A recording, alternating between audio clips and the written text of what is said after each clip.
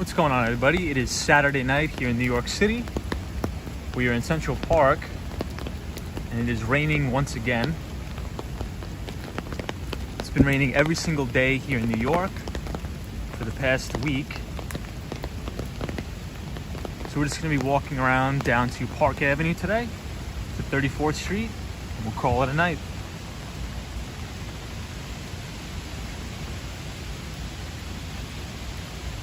But now we're on Central Park South and 59th Street.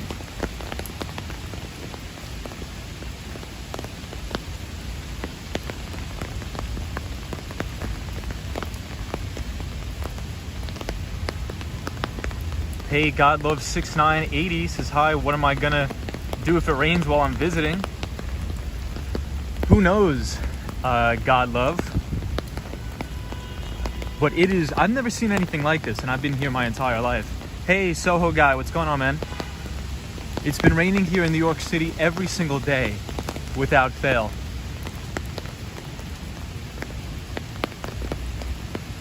Soho guy says, what's the topic? The topic for tonight, Soho, we don't have a specific topic because I decided Saturday and Sundays we're not gonna have a specific topic, but check out this bird. Check this out, can you guys see that on the stream? Hey, the ABX girl's here. She says, hi, more rain. Yes, we are in Central Park. Check this thing out. I've never seen one of these.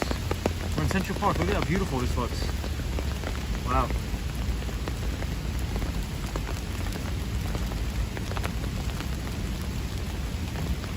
That thing is pretty cool.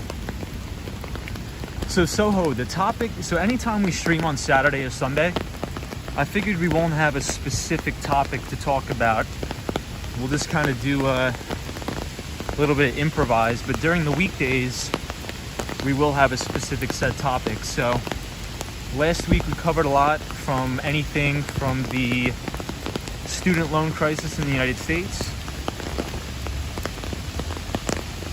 We covered some of the best mutual funds on Wall Street, some of the characteristics that they like to look for when making an investment.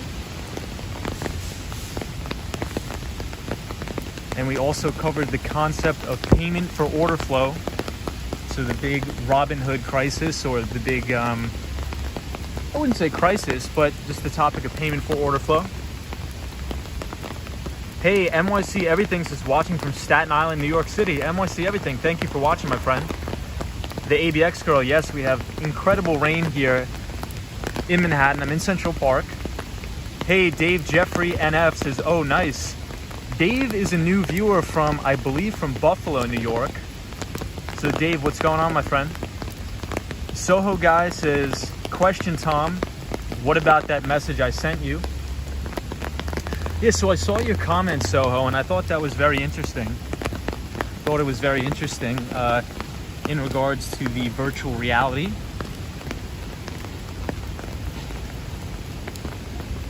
I think it could potentially down the line be an interesting proposition. Hey, and Joe Hernandez is here. What's up, Joe? Happy Saturday, my friend. It's raining once again in New York. Really, really crazy. And we're in Central Park. Solo 401. What's up, Solo 401? Our pal from Rhode Island. Yes, raining again, so we're not on the skateboard. It's been raining almost every day here. Really nuts. So we're right here on 59th Street and 5th Avenue. The ABX girl says just got an emergency flood alert for Bronx County.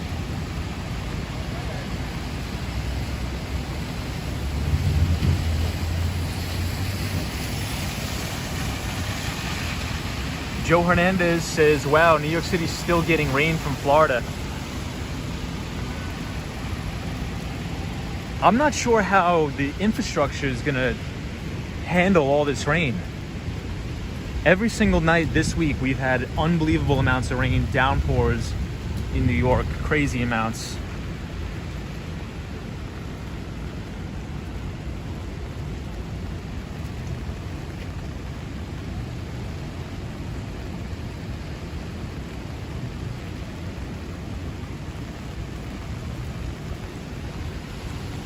Oh, but Soho guy. So I forgot to program the Nightbot to drop the podcast of the Peter Schiff podcast. So if you do !Peter, it'll drop the podcast where they talk about the student loan crisis in the United States and why the government has fueled the fire to the unbelievable high cost of college in the United States.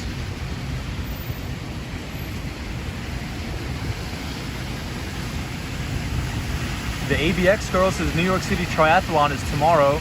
Swim part is canceled due to water quality after the storm. They swim in the Hudson. Ooh, and water is tested every few hours. Yeah, the ABX girl, I could imagine how disgusting that must be. So when I was in college, I went to John Jay College and I took a class in environmental studies. And when it rains a lot in New York City, it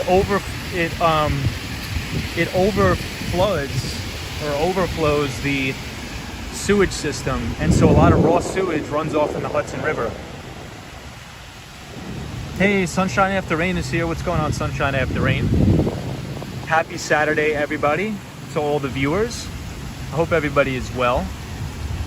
We're not on the skateboard because it is raining once again in the city. Hey, Reels says, yo, what's good, my guy? What's up, Reels? Happy Saturday, everybody.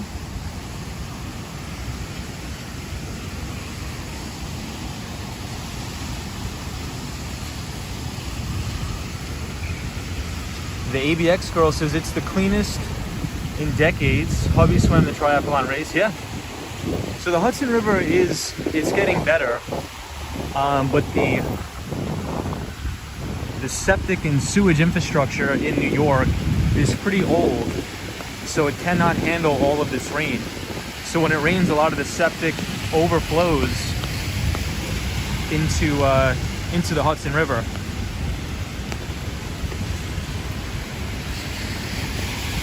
So we are on the corner of West 58th Street and 5th Avenue.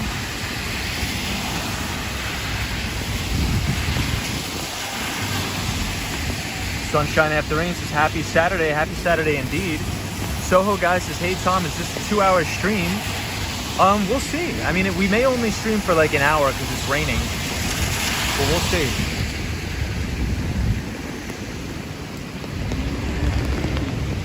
But Soho guy, so I woke up today and I was reading the paper. I was reading Investors Business Daily, and the cover story today was about Fintech.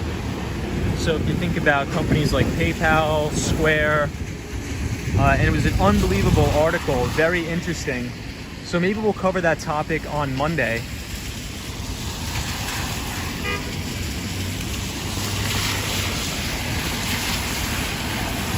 But Fintech is a topic that I'm really, really interested in over time. Hey, June is here, says hi Tom, hello everybody. Welcome June from the Philippines, is our viewer from the Philippines. And we are looking at the Plaza Hotel, Central Park Tower, and the Steinway building.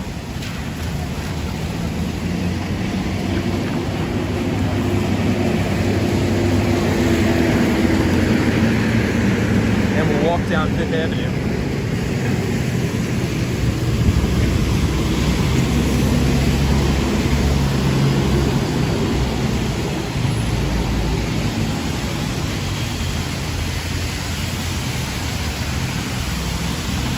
So in Q3 of this year, PayPal is supposed to come out with an entirely new revamped application, as well as Square with their Cash App.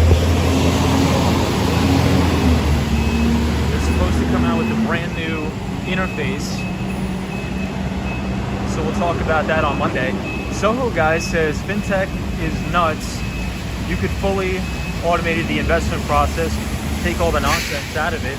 Yeah, I think that Fintech is really going to help people that are underbanked, right? And we've talked about this before on the stream, about the main use case, I think, of all these Fintech companies is to help the majority of people get access to banking. So for me, I don't even remember the last time I actually walked into a bank, because I could do all of my banking online. So a lot of my friends that own small businesses here in New York City, they use Square, and Square collects so much data that they could actually recommend to the business owners the appropriate times to take out new business loans and things like that based on high traffic volumes. So I think one of the main things that's going to be most bullish about companies in that fintech space is going to be just the massive amounts of data that they possess. So there was a very interesting interview with Kathy Wood, and she is the owner and founder of ARK Invest, or the ARK funds. And she gives a really clear investment thesis in regards to fintech companies in relation to traditional banks like a JP Morgan or a Citi or even a Santander. And the main advantage of these fintech companies is that they have unbelievable amounts of data, right? And as we move into the age of artificial intelligence, machine learning, the companies who possess the most data to work with will be the winners. Because in order to make these advanced algorithms, you need massive amounts of data to train these algorithms to do specific things. And that's called deep learning.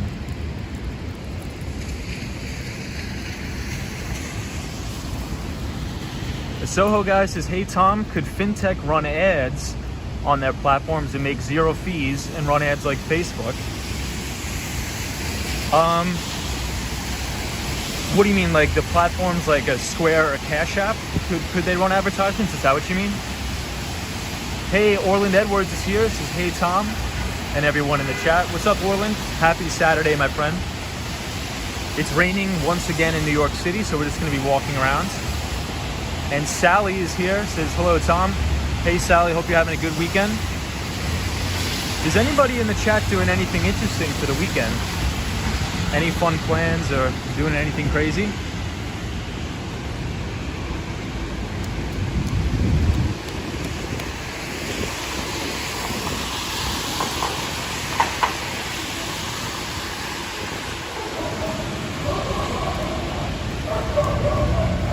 But that was the main topic of the last stream in regards to artificial intelligence. Here, check out these police dogs here. We got the NYPD canine units here on 5th Avenue and East 55th Street. They have the New York City Police Department canine unit. A Soho guy, Yo, says, yeah, subsidize their overhead and pass that savings to the customer. Give everyone the ability to out and do the market. Yeah, but I mean, I guess maybe it's possible, but I think the real value for fintech is being able to go directly to business and directly to consumer in an easier way, in a more predictive and concise way. I think that's like the biggest value proposition there.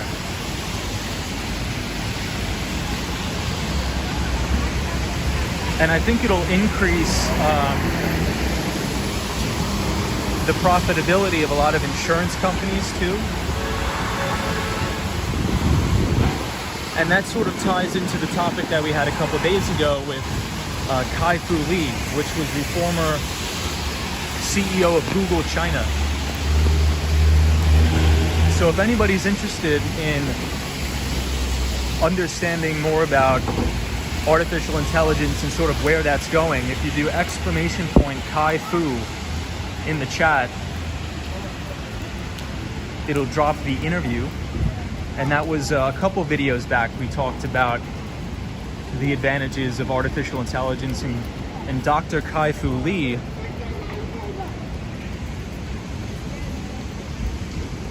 is very, very smart.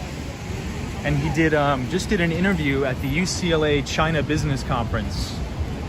The UCLA China Business Conference. So if you do !Kaifu in the chat, you'll be able, the Nightbot will drop a link where he talks about the future of artificial intelligence and the future of deep learning and the difference between general AI and narrow AI. Hey, Soho guy says, hey Tom, do you mean productive in predictive instruments? Yeah, so Soho guy, I think so let's say if you are an insurance company, or even if you're a traditional bank, right, and you're making a loan, you can use artificial intelligence, or, well, first you can use deep learning to build an algorithm. So you could feed your algorithm terabytes and terabytes worth of data to say, okay, this is the characteristics of a person that tends to pay back their loans. And these are characteristics of a person that tends to not pay back their loans. So you could essentially eliminate parts of the back office of a bank that loans money, because you could have people fill out forms electronically online for personal loans and things like that. And the algorithm will be able to tell you automatically if this person is a high risk or not. And it's so interesting. There's a book, a very interesting book that I think everybody should check out. It's called AI Superpowers. AI Superpowers by Dr. Kai-Fu Lee. And one of the studies that he was working on is there's actually a company in China that found out the people who apply for loans a day or two after they actually get their paychecks are 9 times as likely to default on the loan, or 9 times likely not to pay back the personal loan, as somebody who applies for the personal loan weeks after their paycheck. And the theory there is that you could essentially take that piece of data and say, okay, if you're getting paid on a Friday, you should have enough cash to sustain yourself and not take on that personal loan, right? Why are you also asking the bank for money after you just got paid? Hey, Lupe's here. What's up, Lupe? Happy Saturday. Monica's here, says hi there, everybody. What's up, Monica? Monica is our pal from Sweden, and Lupe is our pal from Oklahoma. So welcome everybody just joining the chat. Hey, the Swan says, hi skateboarder, hi all. Damn, forgot the thumbs up again. No problem, the Swan. The Swan is our pal from Ireland. And we have Mark Davis joining the stream. Says, hi Tom, hope all is well with you. Hello again from Toronto. Raining in New York City. Yeah, it's raining again. It's been crazy. It's been raining almost every single day this week. So we're not on the skateboard. We're not going to be on the skateboard. We're just going to be walking around.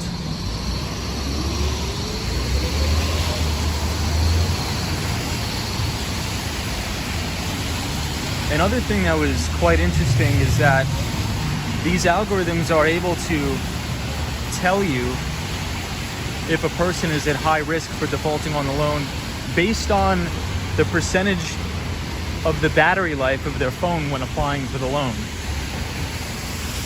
It's really crazy. So there's a ton of stuff that you can do with artificial intelligence and data that we never thought possible. So I think it's going to create a lot of efficiencies for insurance companies, for traditional banks, but it's also going to automate a lot of those jobs away in back office for people who are in charge of sort of deciphering whether you are able to get loans or not, because the predictive algorithms will be able to tell you much better than a human ever could. So we are here at Rockefeller Center once again. Mark Davis says, how was your day today, Tom? My day was good, Mark. I spent the day just reading, just sort of taking it easy. I didn't work at all today. I just spent the day just reading and reading Investors Business Daily and Barron's. But Mark, what about you? Did you do anything interesting this weekend? You got any plans? Hey, and Melbourne Resident is here. He says, hey mate, how's it going? Melbourne Resident is our pal from Australia. So if you want to check out his channel, he does a lot of interesting things with driving around very scenic areas in Melbourne. So please check him out.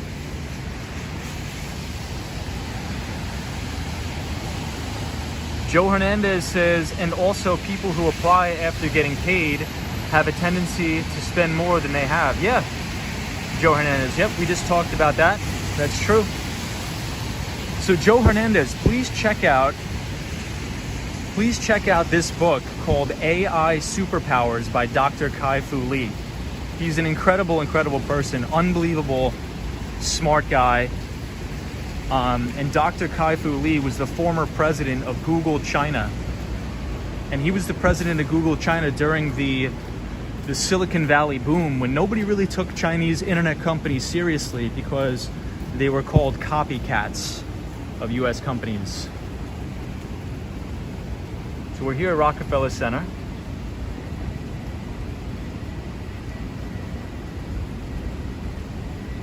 Soho guy says, hey Tom, I think it'll fully automate every job, extremely likely. Yeah, so I think it'll automate the jobs that are easy to automate, right? So it's easy to automate processes that are very, I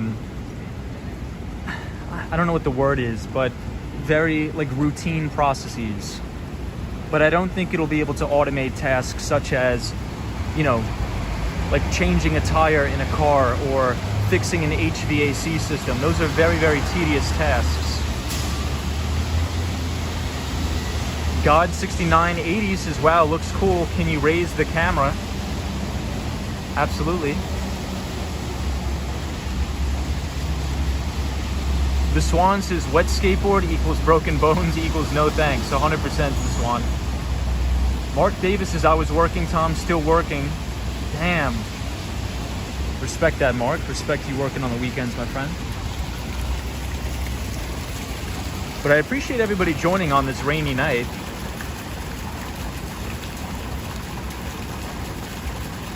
Hey, Monica says, skateboard broken bones to me.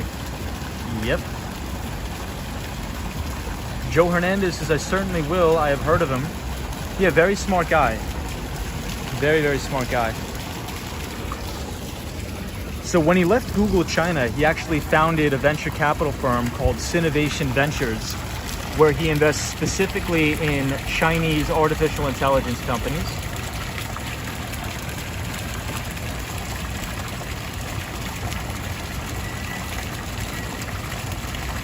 Hey, who cares? Well, you should, since the world you're looking for is repetitious. Yes, who cares? Yes, that's the word I'm looking for. Thank you so much. Says, who cares? Well, you should. Who cares? Well, you should. Thank you for joining the stream, my friend. We're here at Rockefeller Center, and I hope you're having a great Saturday.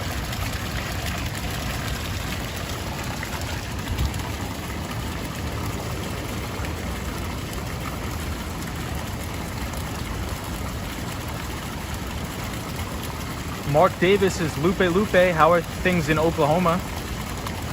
I'd be interested to know that too. Hey, and we have Dan Russell in the house. What's up, Dan? Dan says, good evening, or evening, gents. Hope everyone is doing good. I'm doing really well.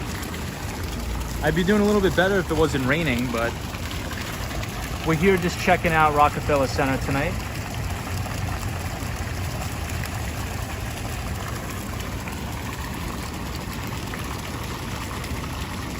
Hey, and we have our pal DJ. DJ says, hi Tom, what's up? DJ is a relatively new viewer from Chile. So we appreciate all of our viewers joining from international, from overseas in Chile. So welcome to all of our viewers from Chile. And DJ, I hope you're having a great weekend, my friend.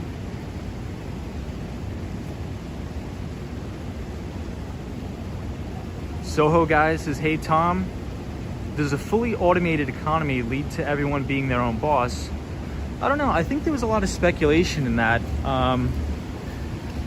But I really don't think that artificial intelligence will lead to unbelievable like carnage in terms of job displacement.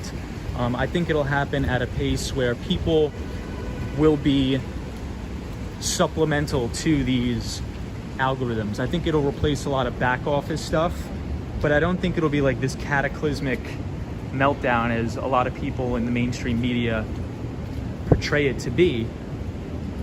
And I think what the mainstream media is portraying, and we went over this on the last stream, they're trying to portray the idea of general AI. So there's two segments in terms of artificial intelligence. There's general AI and there's narrow AI. And general AI is the sense that artificial intelligence will mimic the human brain in every aspect. So if you think about it from a movie like The Terminator or something like that. But that's just not there yet, and it's almost impossible, and I really don't think it'll ever get there. Because artificial intelligence doesn't have the capabilities like humans to show compassion and love and be funny and have a personality. It's just not the case.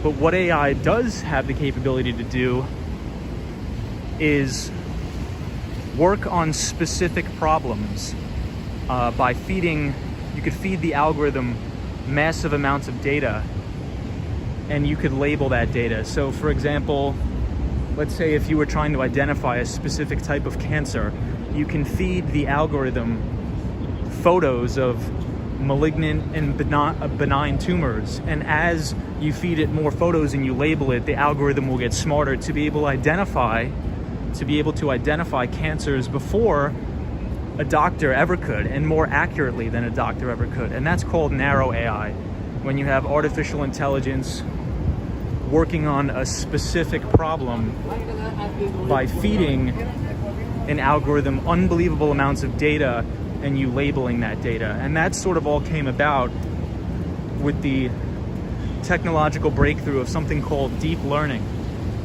So it's a good question, very good question. So we're right here at the Rainbow Room where they do Saturday Night Live.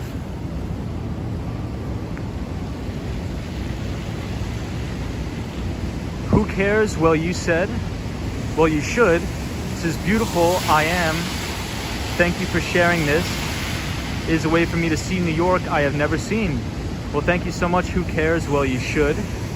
If you like the content, we usually talk about finance and different sorts of topics from the skateboard, but since it's raining tonight, we are unable to do that. So feel free to join the channel, feel free to subscribe, and hopefully we see you on future streams.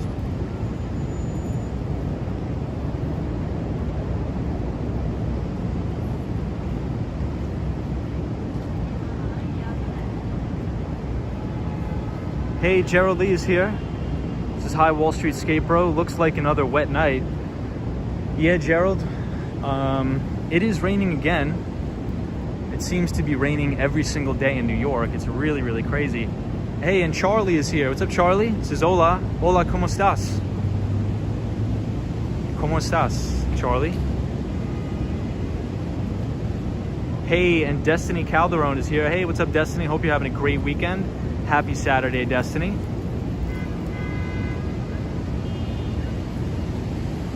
Charlie says, ¿Cómo estás? Muy bien, ¿y tú? Muy bien. A Soho Gallos is massive delegating. Just direct the robots and give them everybody the desk job at home. Yeah, I don't think it'll be as drastic as everybody thinks it will, but definitely for anybody watching, check out that yeah, I know that. Wipe the thing off the screen.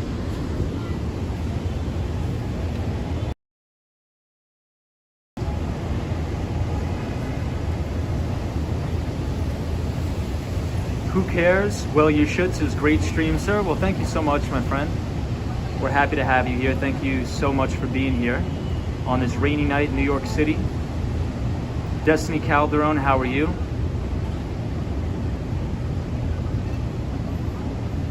Dan Russell says, are you in crypto?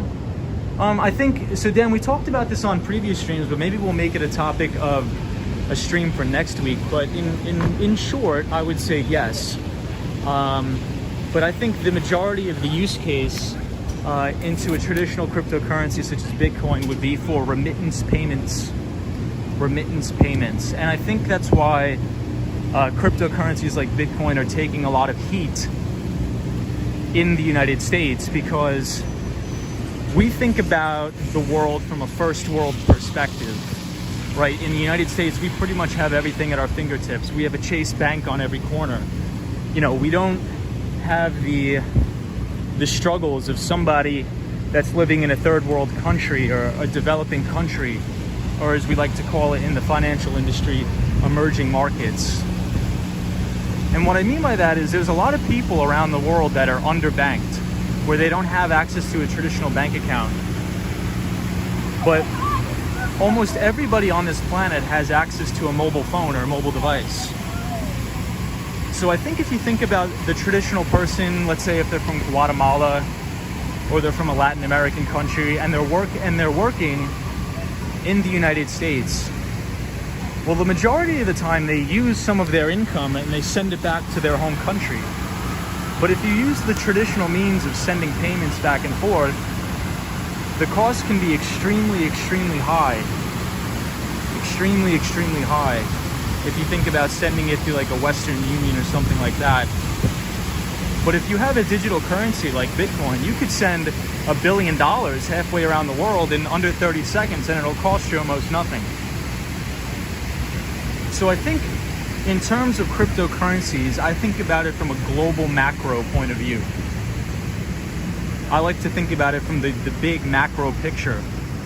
Here in the United States, we think, oh, we don't need Bitcoin. I could just, you know, use my Chase app and send money via Zelle to my friends. But somebody in a country like Argentina, where they have very high inflation, you know, that maybe they could use sort of a Bitcoin as a store of value to send their wealth around the world to diversify their assets, something like that. So in terms of cryptocurrencies, I do have a little bit of exposure in my portfolio, and I think as countries move from emerging to structured countries like the United States, first world, I think Bitcoin could be a tool to help that happen.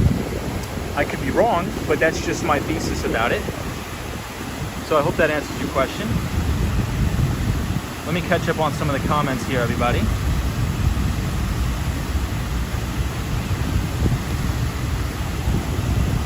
Hey, Cabrini Copa is here. Hey, Cabrini. Says, have you ever been to the Dream Hotel Pool? It's in downtown New York City. No, I have not, Cabrini. I have not. But Cabrini, I hope you're having a great day. Happy Saturday, and thank you for joining the stream.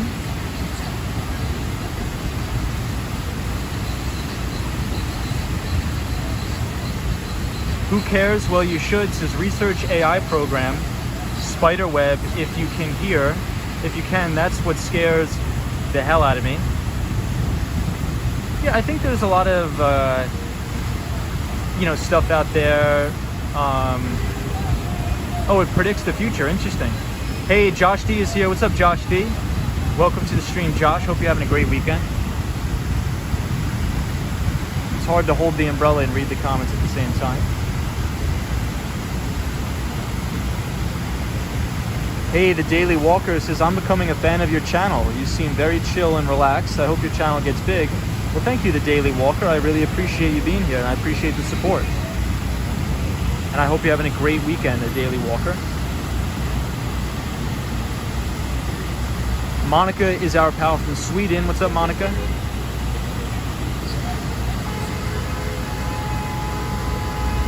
Hey, and Cosmos Gary's here. Is the rain ending? Been wanting to go outside. It's still raining a little bit, but not as bad. Hey, Michael DeCosta's here. What's up, Michael? But Cosmo, it's still raining here in New York, but not as bad as it was before. But it's been really taxing, the rain. And like every single night, it's rain every night.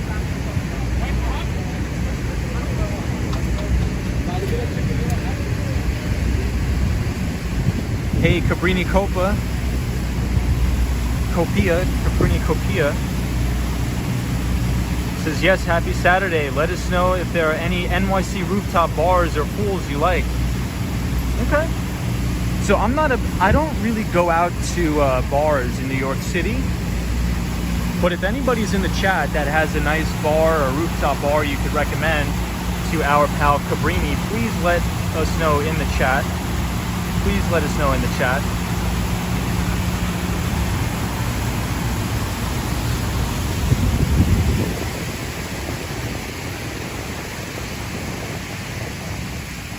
Hey, the Pop Angel, thank you so much for joining. You say, I love New York City. I love New York City too. It's great. Hey, Toilet Brush Salesman is here. Long time no see, Toilet Brush. Welcome to the show, my friend. He says, Tom, have you seen the elevated Salesforce Park in San Francisco? It's an interesting public space. Are you talking about Salesforce Tower that's in San Francisco? If that's the case, yes, I have. But the public space, I don't know about the public space, but sometimes they allow the office building to be used for community events, Salesforce. But Toilet Brush, that's interesting. Is that what you're talking about, Toilet Brush? Like the main building there in Salesforce Tower? DJ is our pal, says beautiful New York City.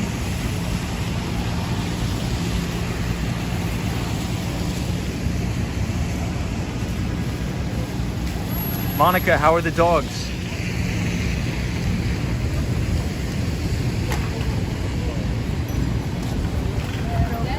Toilet Brush says, yes, it's right next to the Salesforce Tower. Ah, so it's right next to the Salesforce Tower.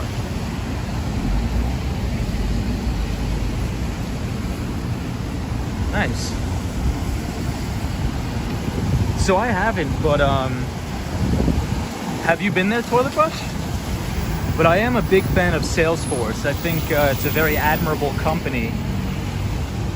And the CEO is somebody I've studied for a very long time. So Toilet Brush is talking about a software company called Salesforce. Their CEO is Mark Benioff.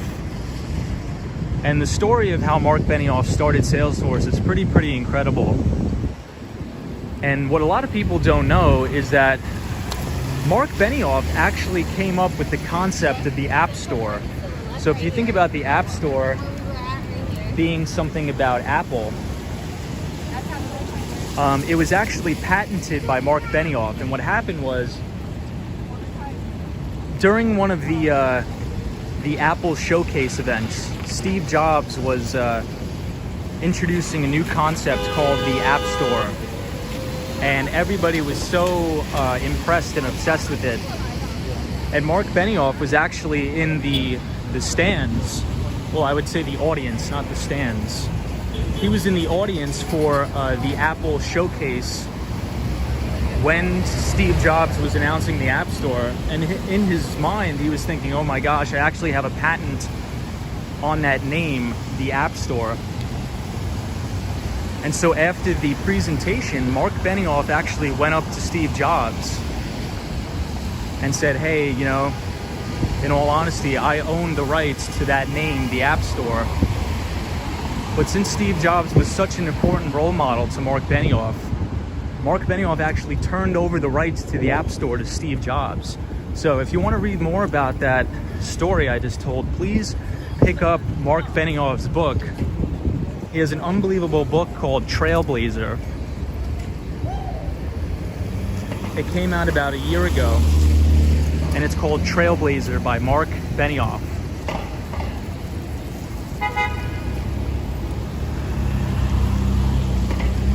Hey, Sunshine After Rain is here. What's up, Sunshine After Rain? Soho Guy says, hey Tom, I don't see fully automated as a bad thing. Quite the opposite. I would agree with you. The Swan says Monica is gone to the dogs. DJ says sometime I will come to New York City. Well, you should, DJ. Someday I got to go to Chile, so if you come to New York City, I'll come to Chile. Hey, Gus is here. What's up, Gus? We're just walking around tonight.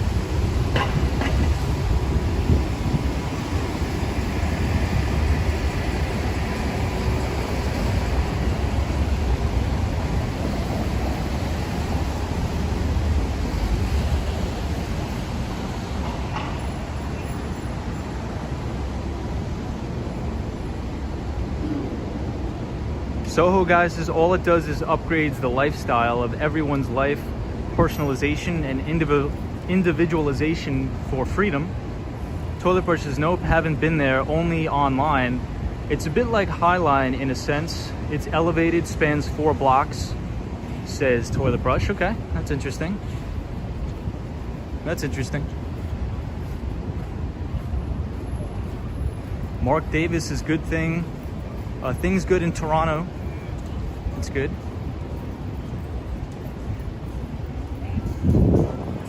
Johnny C says, hey, Wall Street Skate Bro, do you know from July through September, Portland gets almost no rain? Really? Wow. Go Trailblazers. That's crazy. Well, Johnny C, thank you for joining the stream. It's been raining like crazy here in New York. It's really, really tedious. But this is my old office, so we're right outside of my old office. Right here on 6th Avenue and 46th Street. And that used to be my cubicle right here. I used to sit right there and work. My office was right next to a Chick-fil-A. I worked here for about 2 years in the Marsh & McLennan building. So we'll walk past the office, we'll see the lobby, and we'll take a walk down memory lane. So we had a big consulting firm called Marsh & McLennan in the building, and they actually relocated here after 9/11. And it's really, really sad. I think Marsh & McLennan was the company that suffered the most casualties. I think over like half the company unfortunately passed away on September 11th. So they moved here to 1166 Avenue of the Americas.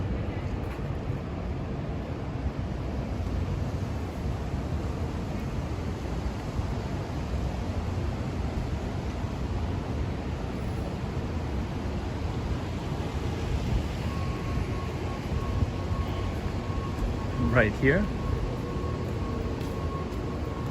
And we also had a very big quantitative hedge fund in our building called D.E. Shaw right here. So D.E. Shaw & Co. was the company one floor up from me.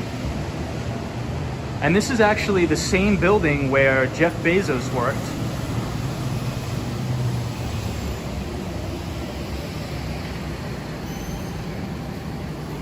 Jeff Bezos worked for this hedge fund, D.E. Shaw.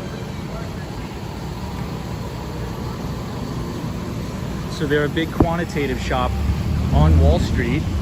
So if you think about the big quantitative firms on Wall Street, you can think about D.E. Shaw, Citadel Securities, Jump Trading, 2 Sigma.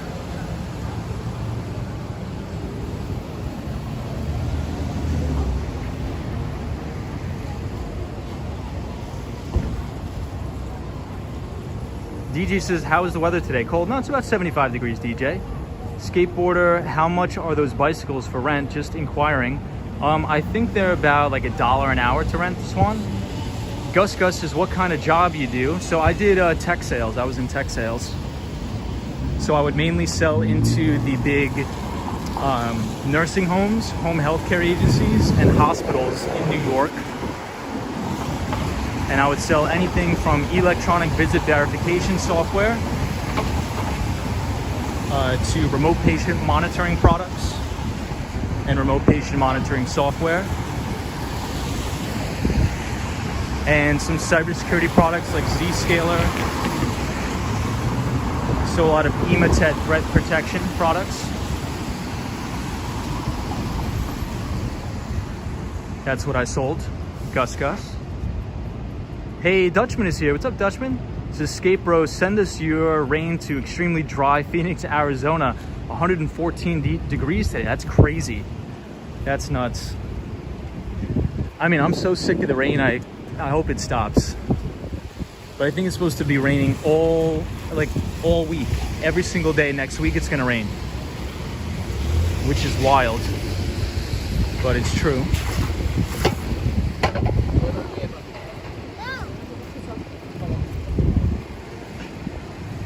The ABX girl says it was Cantor Fitzgerald lost their New York office. Marsh was 3rd in human loss. Wow. The ABX girl.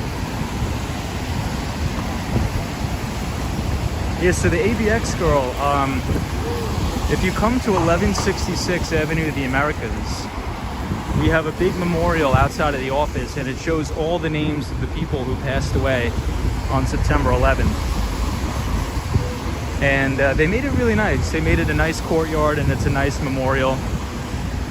So a lot of the times when I would take my lunch breaks, I would go there and sit and just kind of hang out.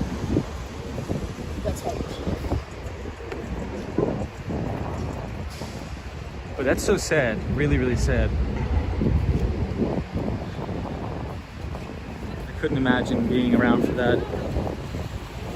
So now we are at West 43rd Street by the Bank of America Tower.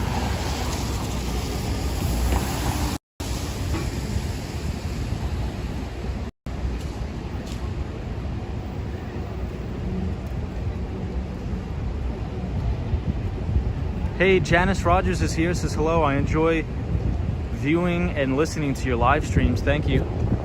Thank you for being here, Janice Rogers. We appreciate it. I hope you're having a great weekend, and hope you're having a good Saturday. Janice Rogers, any plans for the weekend?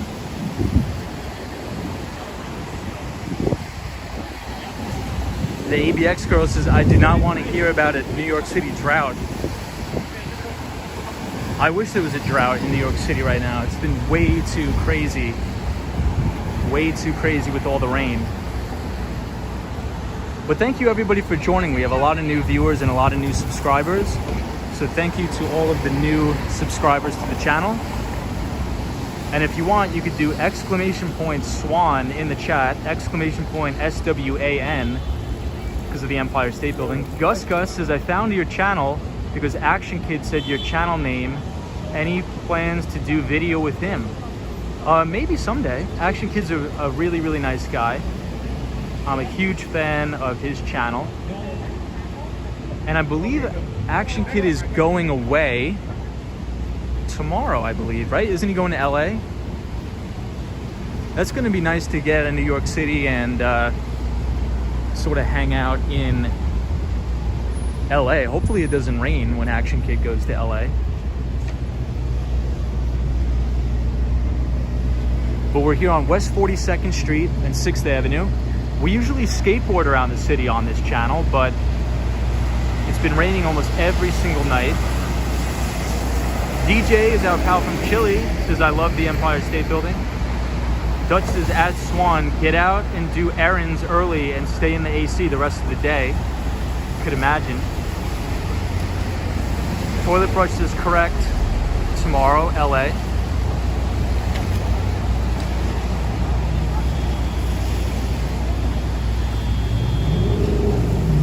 Hey, Out and About is here. What's up, Out and About?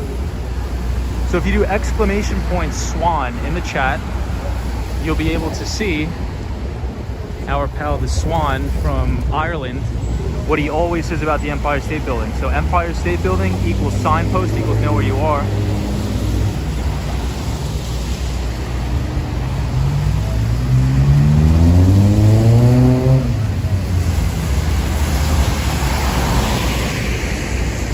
Dutchman says Action Kid is going to LA and they are in drought as well. No rain. Nice. That's fantastic. I'm sick of the rain. I'm so sick of the rain. It's nuts.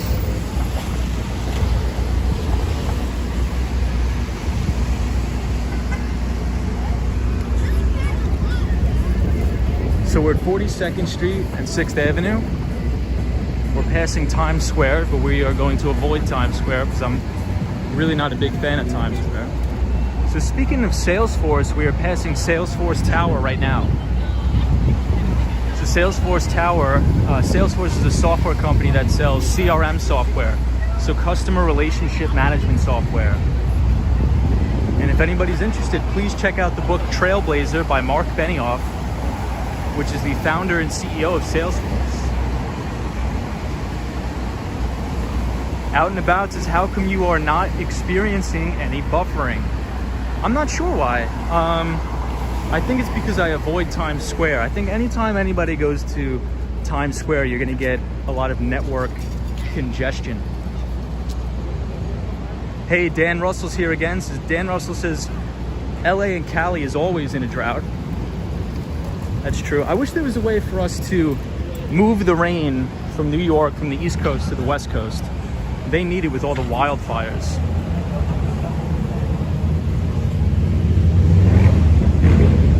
All right, we'll do a quick walk through Bryant Park, if anybody wants to do that.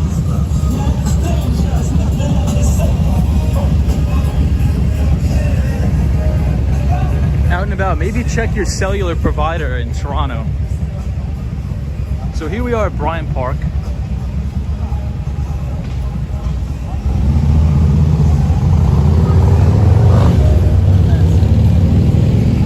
And this is the new Vanderbilt building, 1 Vanderbilt.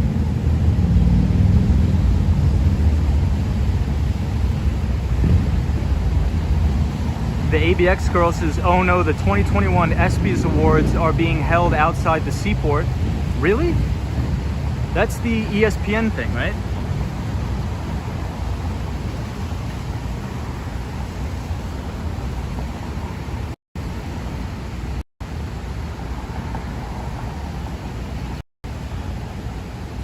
Sorry about the focus on the camera.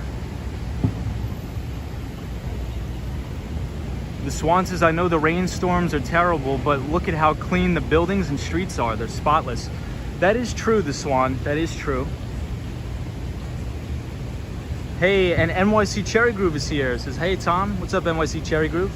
Hope you're having a good weekend. Any plans for the weekend, NYC Cherry Groove? Ooh, check out all the rats. Yikes. Tons of rats. Look at them all.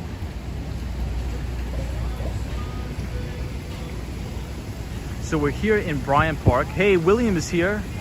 William Droneberger says, good evening, New York and Los Angeles. Hot and dry here. It's the exact opposite in New York. It's wet and it's a little bit cold.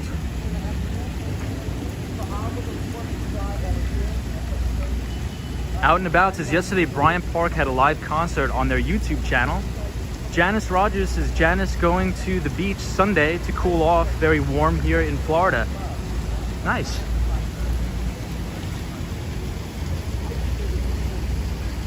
That's awesome.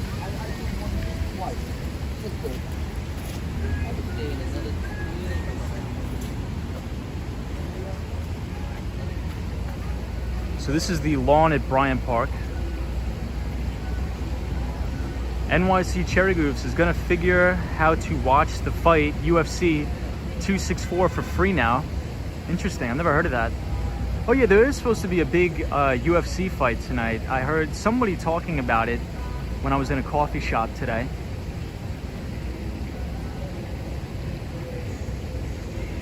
Hey, and we have Zap Allen here. What's up, Zap Allen? Zap Allen says, hi, Tom. Zap Allen, any plans for the weekend? Happy Saturday, my friend. Key Vids says, the world needs crypto. Everyone needs access to banks. Yeah, Key Vids, we were just talking about that. I don't think I've seen you on the channel, so welcome to the channel. We were just talking about, I think one of the biggest value propositions for any sort of cryptocurrency, specifically Bitcoin, is remittance payments. And I think a lot of Americans, they tend to be very short-sighted in their perceptions of cryptocurrencies because, quite frankly, I think Americans are very spoiled. I think we're so used to having a bank on every single corner and having a stable currency. But if you think about the global macro picture of finance, a lot of people live in countries where their currencies are under hyperinflation and a very hyperinflation and an inflationary environment, right? So I think it's, as an investor, it's always good to think about the global macro picture first. You know, what does that look like? We don't, like, as an American growing up in New York City, you know, I don't know what it's like to have family, let's say in Guatemala or Argentina, and I have to send money back to them, right? Via remittances. And that's extremely, extremely important. And I think it's easy for privileged Americans, and I consider myself privileged to live in this country, to be very short-sighted and say, oh, it's a scam, oh, it sucks, this sucks, that sucks. Because you can go down the street and walk to a Chase Bank. When you get paid, your currency doesn't depreciate 25% every day, right? So I think as an investor, if you're looking at the big picture, I think in some cases, Bitcoin can be very effective and efficient to helping people as a store of value in relation to their local currencies. For example, if somewhere in Venezuela, and even for remittance payments to send money back to people in their country. So that's sort of my thoughts. Key vids.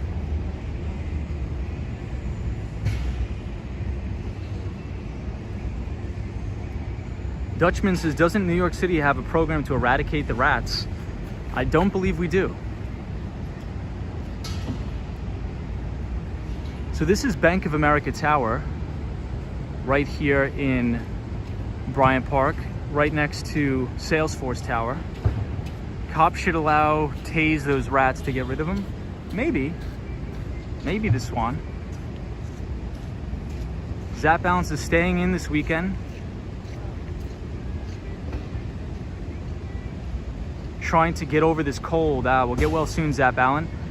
Dan Russell says Conor McGregor versus Dustin Poirier rematch is tonight. Interesting. Keyvid says exactly. Yeah, so Keyvids, that's sort of my whole value proposition on cryptocurrencies. I think it's important to keep a very global macro view. Hey, Daniel G says good night, Tom. Good night, everyone.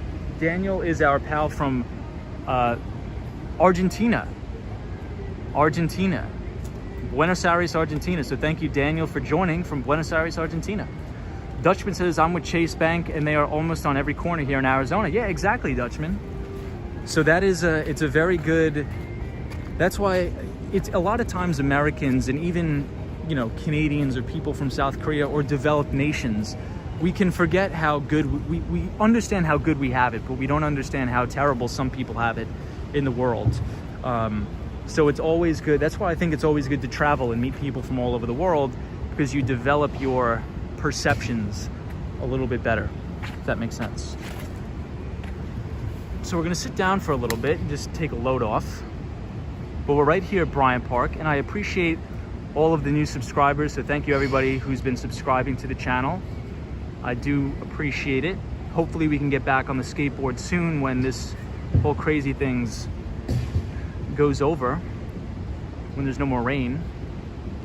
Keyvid says, which crypto are you invested in? I have a little bit of exposure to Bitcoin, but we don't, that's not, I don't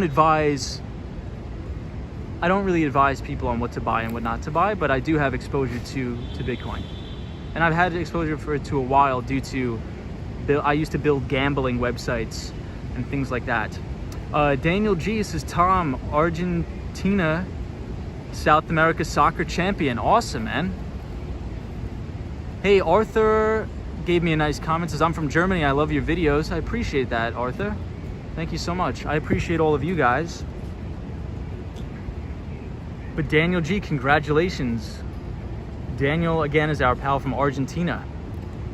South American soccer champion. I love soccer. I played soccer in college. Out and About says JFK quote, ask not what your country can do for you. Ask what you can do for your country. Love that, Out and About. Thank you for that. Let's highlight that comment. Love that, Out and About. Love that. Dan Russell says, one of the main points of Bitcoin was being able to send any amount of money to anyone around the world for fractions of a penny without government regulations and fees. Amen. Daniel Russell, amen. Live free or die, brother. I'm all about personal freedom for everybody all over the world, not just Americans, but everybody around the world. DJ says, congratulations to Argentina. Yes. Hey, Gerald Lee. What's up, Gerald Lee? Gerald Lee is one of our great viewers. He's been here since pretty much day one. Gerald's a good pal of mine. Says, hey, Tom, I know this is from last night's topic. Sorry about that, Gerald. I just lost your comment. The state of Tennessee offers free tuition for community and technical colleges.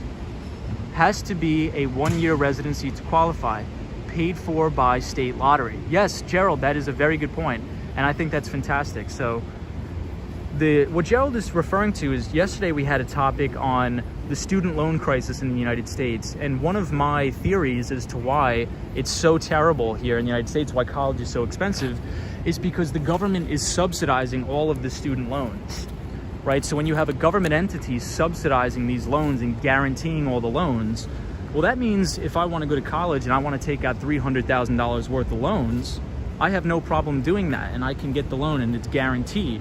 So banks are going to lend, banks will be trying to throw money at people, right? The banks will try to be throw money at people because there's no credit risk to them. There's no third-party risk to the bank because they know that the taxpayer is going to eat the bill and front the bill. So if that's the case and the government is creating that environment, well, sort of what conclusions can we draw from that? Well, one of the conclusions we can draw is that colleges are actually incentivized to raise prices, right? If I was the owner of a business and I was selling cars, and everybody who walked through the door, the majority of those people could not get a loan, well, I would have to lower my prices to something more affordable so people within the marketplace could afford to buy my product or service. However, if everybody was automatically approved for a loan with no questions asked, well, as the owner of that business, I would raise the price to $100,000 a year, $200,000 a year, because I know that the loan is going to be paid back 100% because the taxpayers will subsidize that loan. So the government's created an unbelievable, terrible situation and has put a lot of kids in the United States in crippling amounts of debt. Crippling amounts of debt.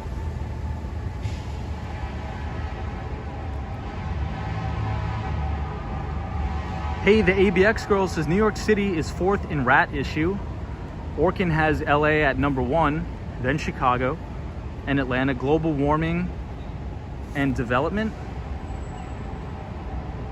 Dan Russell says it's very useful if it is being used as originally intended as a peer-to-peer electronic payment system. I agree with that, Dan. Jared Lee says, would free state college tuition help, do you think, with the student loan crisis? Yeah, so I mean, my proposition is, since the government is spending so much money anyway in a frivolous manner, let's totally cancel all student loans, but the day we do that, we have to eradicate this concept of the government subsidizing all of these loans. So do a clean slate, cancel everybody's student loans, but then let's end the government subsidy of all these loans. Because what that's going to do is now nobody can afford to go to college, right? Nobody's going to be able to afford the $70,000 a year NYU tuition, so there's going to be virtually nobody going to school. And what does that mean? Now there's no revenues coming into these colleges. So what does that mean? The colleges are going to have to cut costs, cut administration costs, and lower their prices. It's basic conceptualization of economics. Well, check out this view of the Empire State Building here. It's really, really nice. Hey, Destiny Calderon's back. Hey, Keyvid says from Long Island, Baldwin, New York. Awesome, man. I'm from Massapequa. So welcome to the channel. Love Baldwin. You always read the comments. Thanks, Tom, says DJ. No problem. Soho Guy says, hey, Tom, could you see colleges going to $1 million a year? Absolutely. They are $1 million a year in some, well, $1 million over 4 years in some cases. Keyvid says you can borrow money to go to school, but can't borrow money to start a business. There we go, Keyvids. He knows what's going on. Johnny C says, have you ever considered skating along the NYC waterfront? Johnny C, we do that all the time. On previous streams, we've skated on the East River and the Hudson River. The ABX girl says, CUNY was free until New York City almost went bankrupt. Only from the 1970s students had to pay. Yes, I remember that. And I think there was a big, wasn't there almost like a riot, ABX girl? I think I was learning about that at John Jay. There was like a big protest where all of the CUNY students were up in arms about that.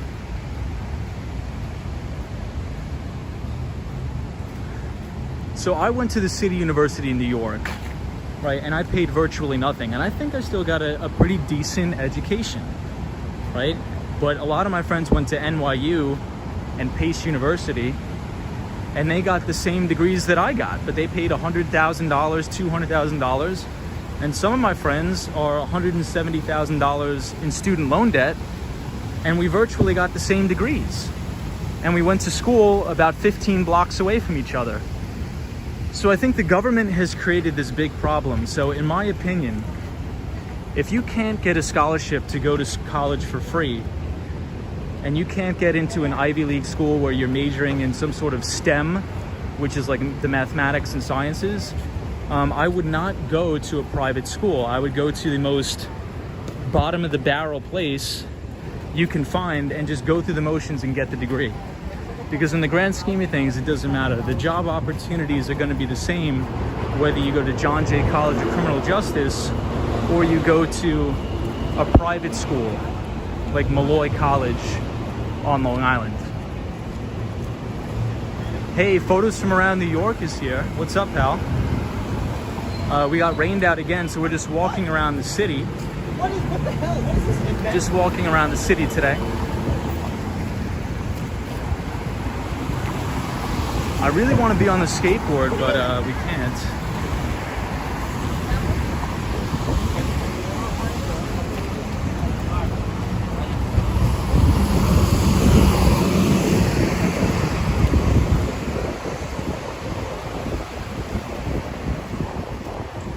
Hold on, everybody. I'll read the comments in just a second here.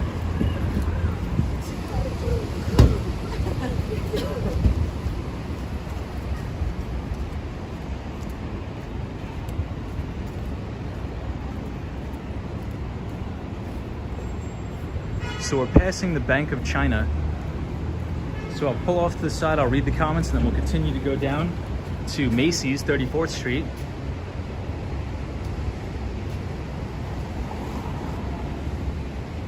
DJ says you always read the comments. Thanks, Tom. No problem, DJ. Daniel G says amazing view of the Empire State Building. Photos from Around New York says, oh, hello, what's going on? The ABX girl says, thank you, the Swan. I knew New York City was not one. Phil Mission says, I am back. What's up, Phil Mission? Phil Mission is our pal from Toronto, Canada. Dan Russell says, the college bubble is gonna burst, potentially. Phil Mission says, if you are smart, you don't need a school name. Depends on how smart you are. I agree with that, Phil Mission. The ABX girl says, now everybody is going to CUNY, especially Baruch, Brooklyn, Hunter. Yeah, I went to a CUNY, and a lot of my friends that are in investment banking went to Baruch. Soho Yo says, hey Tom, luxury colleges are the future of profitability, education, business. Yeah, I think they're the present of that. How's humidity, Daniel G says, about 90%. Yeah, it's nuts. It's really nuts here. Ali says, are there certain colleges around New York City that you recommend? Or is it Ellie or Ali? I apologize, but Ali says, are there certain colleges around New York City that you recommend? Well, first of all, I don't think I've seen you on the channel before, so welcome. We appreciate you being here. But yeah, I mean, it just depends on what you're trying to major in. So my question would be, what are you trying to major in? And are you from New York City? Because if you're born and raised in New York City and you go to a CUNY school, you pretty much can go for free. And what I mean by free is that you can probably pay about $3,000 a semester, which is about what I paid. So for $6,000 a year, you can get a bachelor's degree. Which, if you think about it, the value of that is just such an asymmetric trade, it's unbelievable. That's a big, because we're not home. That's $500 a month, if you really think about it, over 4 years. So in New York City, you can get a baseline education, you can major in something and you can minor in something for $500 a month. So if you're a kid and you work full-time through college, you could pay your way through college without any issue and have zero debt. And come out of school making $150,000 to $200,000 easily if you go into investment banking, or if you go into tech, if you work as a software engineer, or you work as like an account executive or an enterprise account executive in tech sales, which is the path that I did. I went into tech sales. So I think there's a lot of good value out there. But I don't think it's advantageous to go to a private school and take on loans to go to college. Because, in my opinion, the vast majority of college is a little bit ridiculous, like especially the first 2 years. Because if you think about it, the first 60 credit hours of your college career is just all nonsense. It's complete nonsense, junk, garbage classes. like English 101, drama, all these electives, which are just a waste of money. And then the other 60 credits are actually the real core coursework, right? So for me, I did economics and criminal justice. So half my college experience was just wasted on nonsense, and half of it was actual classes that I was interested in. So my whole theory is English 101 really any different at a community college than it is at Harvard University? Like, are you learning English 101 that much different than at Harvard than at your local community school? I mean, I don't know. I've never been to Harvard, so. But I really don't think the value is a $40,000 difference, in my opinion. All right, let me pull off to the side and we will look at the Empire State Building again.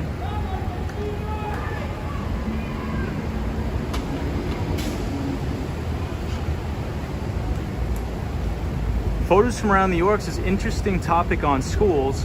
Malcolm Gladwell actually talks about this in his book, David and Goliath, said photos from around New York. Phil Mission says, I was on a ride on my free wheel on ETA bike broke. Had to scoot the bike back downtown.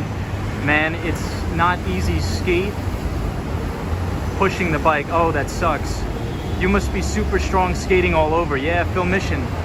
That sucks, man, that your bike broke. That really, really sucks, man.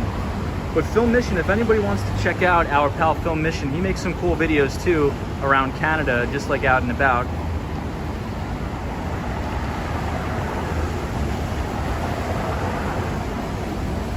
Photos from around New York says Malcolm Gladwell has also given some talks on YouTube regarding this topic. Lupe says, did you work this weekend, Tom?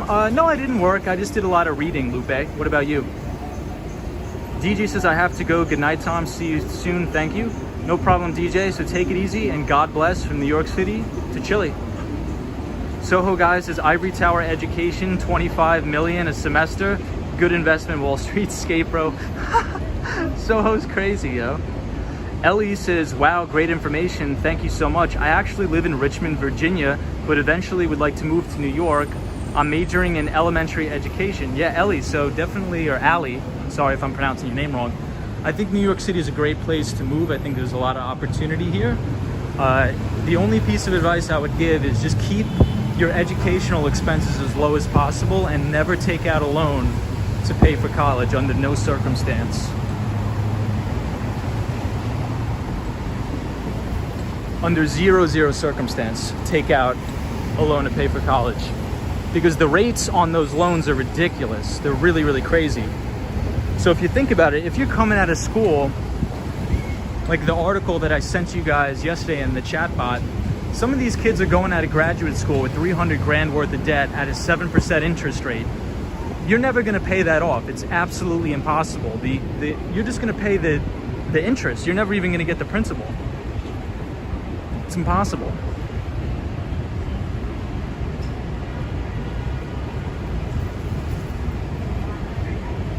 The ABX girl says, nope. Photos from around New York says Yale offers some of their core classes online, says photos from around New York. Keyvid says BS requirement classes. I agree, I hate those. Soho Guy says from the owner's perspective. Yep.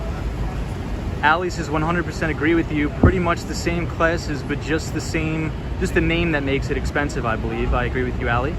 Dutchman says, Skate Bro, do you ever see yourself teaching economics in a university if you were offered the position? I would definitely do that if I was offered the position, but they would never hire somebody like me.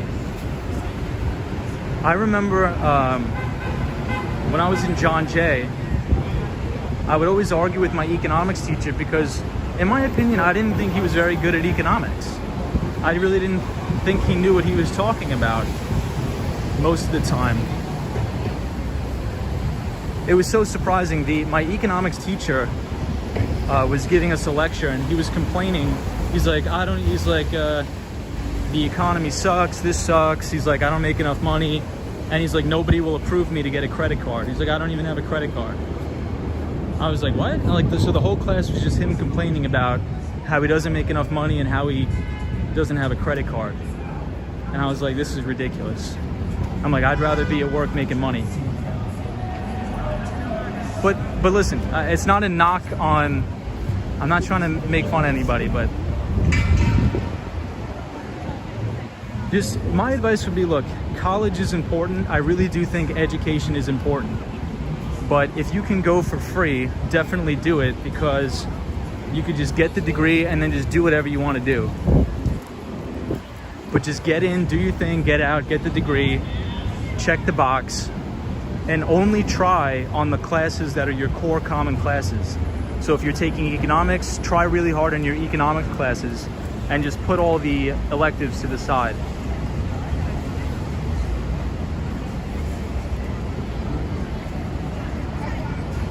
Out and About says Malcolm Gladwell is the author of 5 New York Times bestsellers, The Tipping Point, Blink, Outliers, What the Dog Show, What the Dog Saw, and David and Goliath.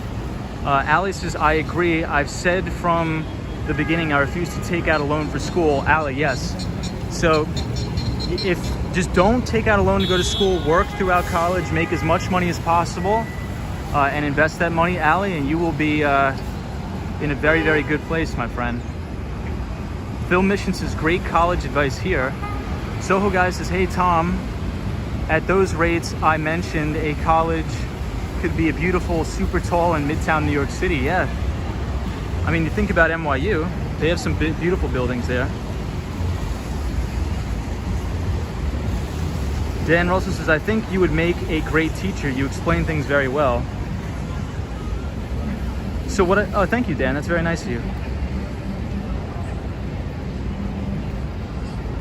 The Swan says, got a job interview years ago and was tipped off they would be examining me on the math. Spent a week updating myself on hard maths. I interviewed. I was asked simple maths and I couldn't answer. Damn. It's not good. It's not good. So we're here at Macy's at 34th Street.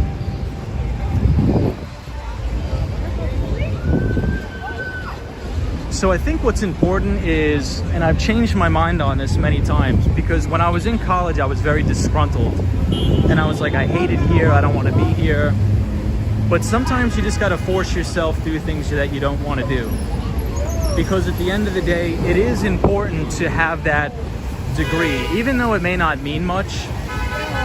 But a lot of jobs require at least a college degree. So if that's the case, you should at least try to arbitrage your way to the cheapest way possible to do that. Because it's quite ridiculous. I have a buddy that's now an NYPD officer that went to Pace University in Lower Manhattan. And Pace University is near the Brooklyn Bridge. And he majored in criminal justice. And I went to John Jay College of Criminal Justice, and I also majored in criminal justice and economics. We got virtually the same degree, but John Jay is about $5,500 a year, and Pace University is about $67,000 a year. So do you really think the professors are that much different at John Jay College of Criminal Justice as opposed to Pace University? I don't think so. But now this kid, my good friend, he's crippled in debt, and he's trying to pay down his debt with his, $60,000 NYPD officer's salary. It's a tragedy, and I think the government is to blame. And I think the government should erase student loans. The government should erase student loans and then eradicate the system of government subsidy of these loan programs. Lady Justice is here. What's up, Lady Justice? Says, here in Brazil, public universities are usually better than private universities, but our public school system does not prepare you to get into one. So you end up having to pay for a private university. Interesting. Very interesting.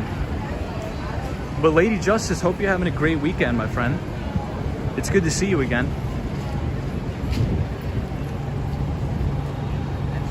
Very good to see you again.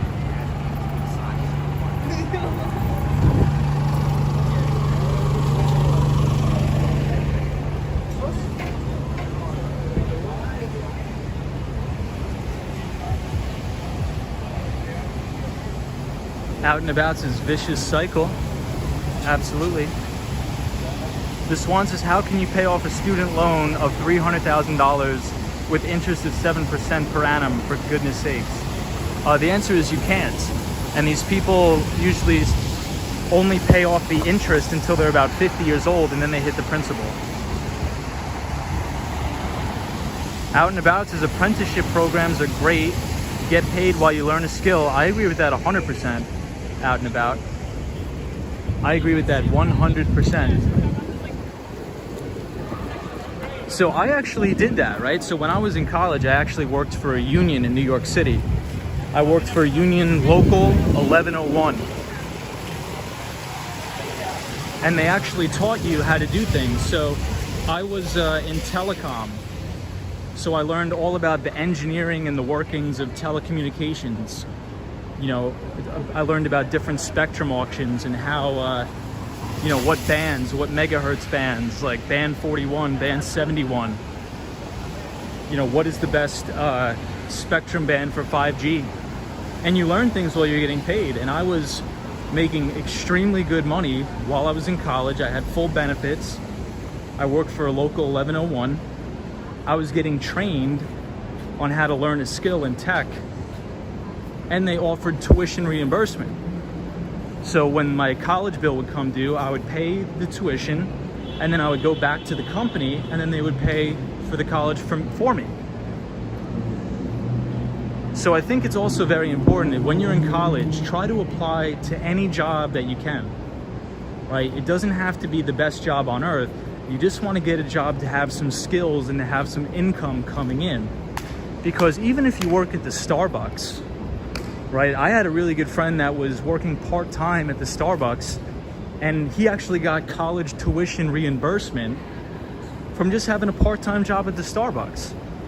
And you learn things and you meet people. You know, if you work at a Starbucks in Midtown Manhattan, you know, try to capitalize on that. Think about all the people who are walking through that door.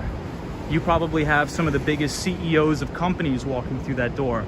So if you're nice and you're presentable, you know, you'd be surprised at the network you can build by just working at a small part-time job. So that's what I would say.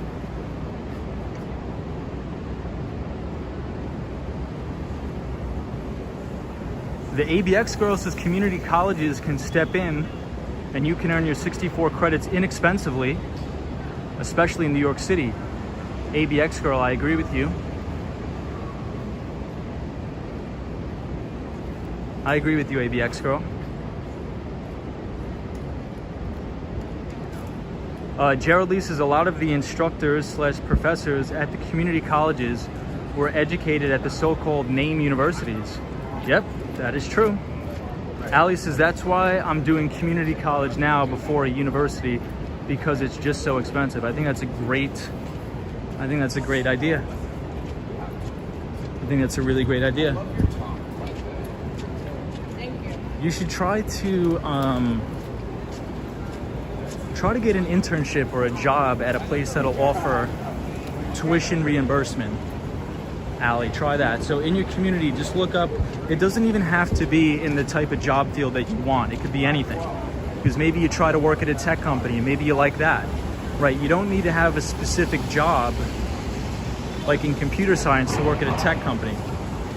You know, my degree is in criminal justice and economics, and I went to work for a tech company, right? So maybe try to get a little internship or a part-time job, and they'll actually help you pay for college. You never know. And then you can do your thing and be a teacher.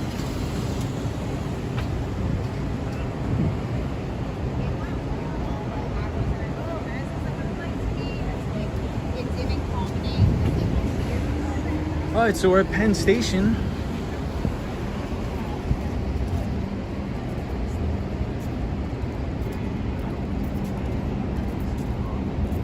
Alice is having to take some semesters off to work full-time to pay, so taking it's longer than I would like.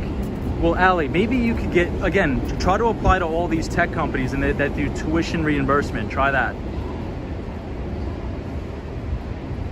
Johnny C says, my 19-year-old grandson is blessed to be in the electrician's apprenticeship program and gets paid to go to school and makes a very, very good working wage. Yep. So Johnny C, is that in New York City? I'm assuming he's in New York City. I have a couple of friends that do iron work in New York City, and they make very good money. Photos from around New York says, plus you can learn how to make a good latte. It says photos from around New York. Daniel G says, in Argentina, all education levels are for free. There are private schools and universities, both public and private, are good quality. The difference is that private never go on strike. Got it. Okay. Interesting, Daniel. Dutchman says, just received a dust storm alert on my phone here in Phoenix, Arizona. People driving must pull off the freeway till it passes. Wow. I'd love to see a video of that. Soho Guy says, hey Tom, I'm seriously thinking of creating my own VC firm to start a business and staff maybe for profit college. Your thoughts? Yeah, I mean, if you're really interested in working at or starting your own VC fund, I would probably first work at a venture capital fund just to sort of learn the processes and procedures. So maybe, I'm not sure like what your experience is, but usually how it works is you do 1 or 2 years as an investment banking analyst. Wait, what am I fucking talking about? I'm already. So you usually do 1 or 2 years as an investment banking analyst at one of the big bulge bracket firms. And from there, after 2 years as an analyst, they like to look for exit opportunities. So there's a lot of turnover in the investment banking business after 2 years because it's either you move to associate or you either get a job at a hedge fund, a private equity firm, or a venture capital fund. So if you're working at an investment bank now, you probably can have unbelievable exit opportunities. So I would try to explore that. I would definitely explore that, Soho. A lot of my friends that are working, so one of my friends works for JP Morgan, and he's an investment banking analyst focusing on like mid-market M&A. He does like mid-market mergers and acquisitions. And he wants to quit and he wants to do private equity. So he's trying to make a move to private equity firm. So we're here on West 30th Street. Out and about says Penn Station straight ahead. Ali says, great advice, thank you, definitely looking that up. The Swan says, I don't know American ways, but to me, is the possibility that those who finish college/university could get a business loan and open their own business and do business with each other? Yeah, I think there's definitely a possibility. But honestly, nowadays, you don't even need capital to open a business. You really don't need a lot of capital to open your own business, in my opinion. Soho Gayo says, hey Tom, I have 8 digits on my network. Is that enough? I could delegate.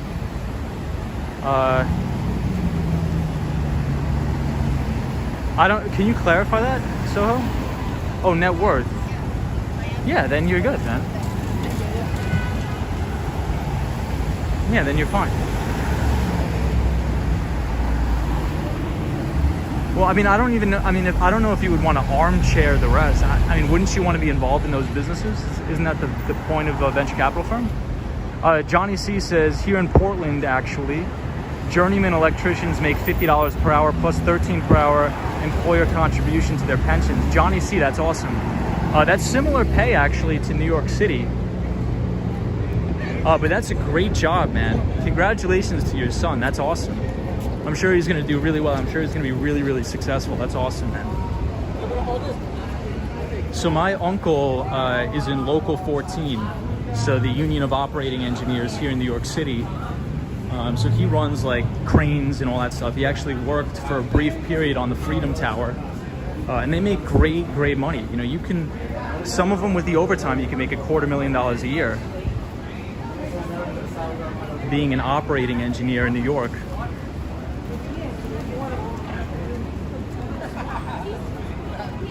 KeyVid says, I want to major in crypto/blockchain. I'm very fascinated by this new tech.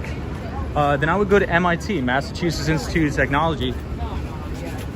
So if you're still in high school and you have really, really good grades and you're very, very smart, go to MIT. And there's actually, I think there's a major for that at the Massachusetts Institute of Technology.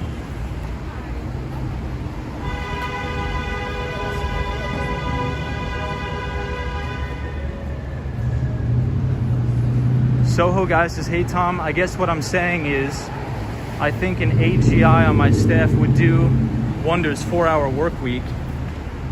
I don't know. I mean, honestly, I don't know. I think I have a very different personality, so I would always want to be extremely involved in the business, right? I would never just want to quote unquote armchair, but that's just me. So I wouldn't really have any way to advise on that. I mean, if I had my own net worth on the line, I would want to be extremely, extremely involved in the business, in my opinion. But if you can do it, then definitely do it, man. I'm not one to hold anybody back. But we're here at the Fashion Institute of Technology on 28th Street in New York City. Hey, Felipe is here. Says, hi, what's up? What's up, Felipe?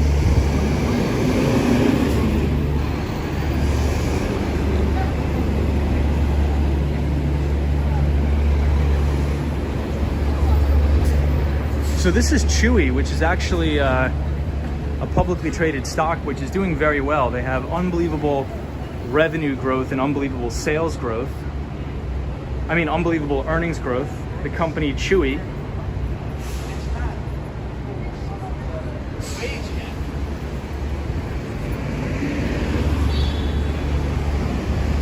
Felipe says, all good, man. Happy to see you again. Happy to see you too, Felipe. I hope your weekend is going great. Do you have any specific plans for the weekend? Felipe says, I'm visiting New York City next week. Awesome. So Felipe, if you're where are you staying, Felipe? Are you staying on the Upper West Side of Manhattan? If you let me know where you're staying, I'll recommend a bunch of good places that I think you should go to. I'll recommend a couple good coffee shops, some restaurants. So let me know where you're staying, and I'll try to make the recommendations for you.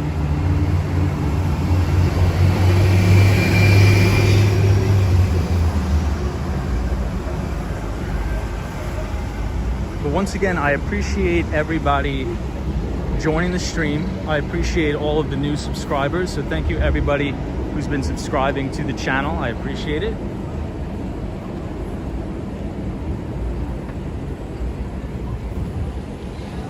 And hopefully tomorrow night it doesn't rain, so we can get back on the skateboard and skate around. I think we've been on the skateboard maybe one time in the past week, which is really bizarre. Soho guy says, hey Tom, do you think the higher up the pyramid would mean the less work you do, there's layers below you? I'm not really too sure, Soho guy, what you're referring to. Up the pyramid. I mean, I think there's different tasks. Like if you're working, are you referring to like if you're working at a venture capital firm? Or like a traditional investment bank? I mean, if you are at an investment bank, an analyst has a very different responsibilities than the managing director, right? An MD is more customer facing than the analyst, and the associate is more customer facing than the analyst, as opposed to like a VP or something like that.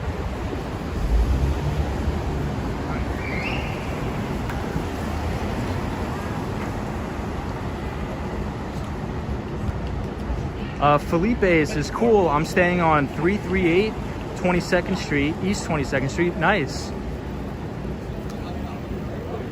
Key Vids says, do you invest in stocks? If you are, what stocks? Yeah, so Key Vids, that's like the main point of the channel. We talk about that a lot. So if you want to check out some of the other videos, we talk about really investing the proper way, right? And what I mean the proper way is, nowadays oftentimes you see, these people online advising people to invest in penny stocks that don't have any earnings or sales. But what we like to unpack on this channel is really seeing how an institutional investor would invest, right? So let's say if you work for Fidelity or BlackRock or Goldman Sachs, and you are on a team that runs a mutual fund, you know, what is the sort of the investment process that goes behind that? So it's called stock selection, right? And usually there's a selection committee. So some of the things that you look for, there's some key criteria. Mutual fund managers that are the top performing mutual funds on Wall Street, they like to look for companies in a massive total addressable market, or the TAM, that are growing their revenues and their earnings over a 5-year period. So if you look at a company like Google or Amazon or Apple, they tend to grow their EPS, or earnings per share, at about 25% plus quarter over quarter. So you like to look for compounded earnings growth, as well as return on equity. So if you think about a Microsoft or a company, a software development company like Atlassian, all of these companies have phenomenal return on equity to the tune of 40% or more. So if you can identify those key criteria of strong earnings growth, strong revenue growth, high pre-tax margins, high after-tax margins, return on equity, those are the sort of companies that you want to get long, so to speak, because studies have shown that over time, the price of a stock will always follow its earnings trajectory. Always follow its earnings trajectory. So we usually have topics and we break it down a little bit further, but that's sort of the gist. So in terms of companies that I invest in, you know, I've owned a company called Atlassian, which is actually an Australian company. I've owned that for many years. And what I like to do is I like to buy companies that are growing their earnings, and I like to just buy them and hold them so long as the story is intact. So hopefully that answers your question. I'll catch up on the comments. Hey, Irivas is here. What's up, Irivas? Welcome to the channel, Irivas. Always good to see you. Irivas, have a good weekend. Any plans for the weekend? Hey, No Self says hi, Tom. Hope all is well. No Self, long time no see, my friend. Glad to have you back on the channel. Felipe says, what rooftop would you recommend for Saturday night? Felipe, I really don't drink alcohol, so I really don't go to any rooftop bars, but if there's anybody in the chat that wants to advise on something like that, please let us know. Photos from around New York says, I invest in Dogecoin exclusively. That's awesome. Soho Guy says, hey Tom, I'm trying to write software to create a system that's highly compartmentalized pyramid, the apex of power command structure. What language are you using? The computer world is a serious space. KeyVid says, I invest in ETFs. I got wrecked from Dogecoin. Yeah, I don't buy any sort of speculative cryptocurrencies, but not for nothing, KeyVids. One of the books that I recommend is called Common Sense Investing by Jack Bogle. And Jack Bogle is the founder of the Vanguard Group, and he unfortunately passed away.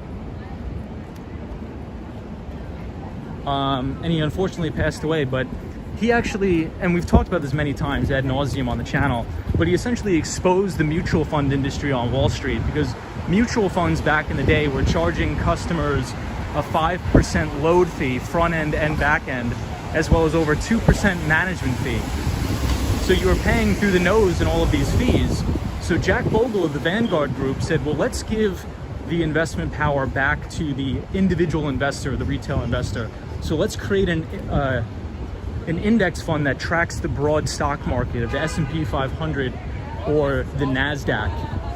And we'll have our customers be able to buy these indices or low-cost ETFs with no load, so no load funds, and an extremely low expense ratio. Where can it go?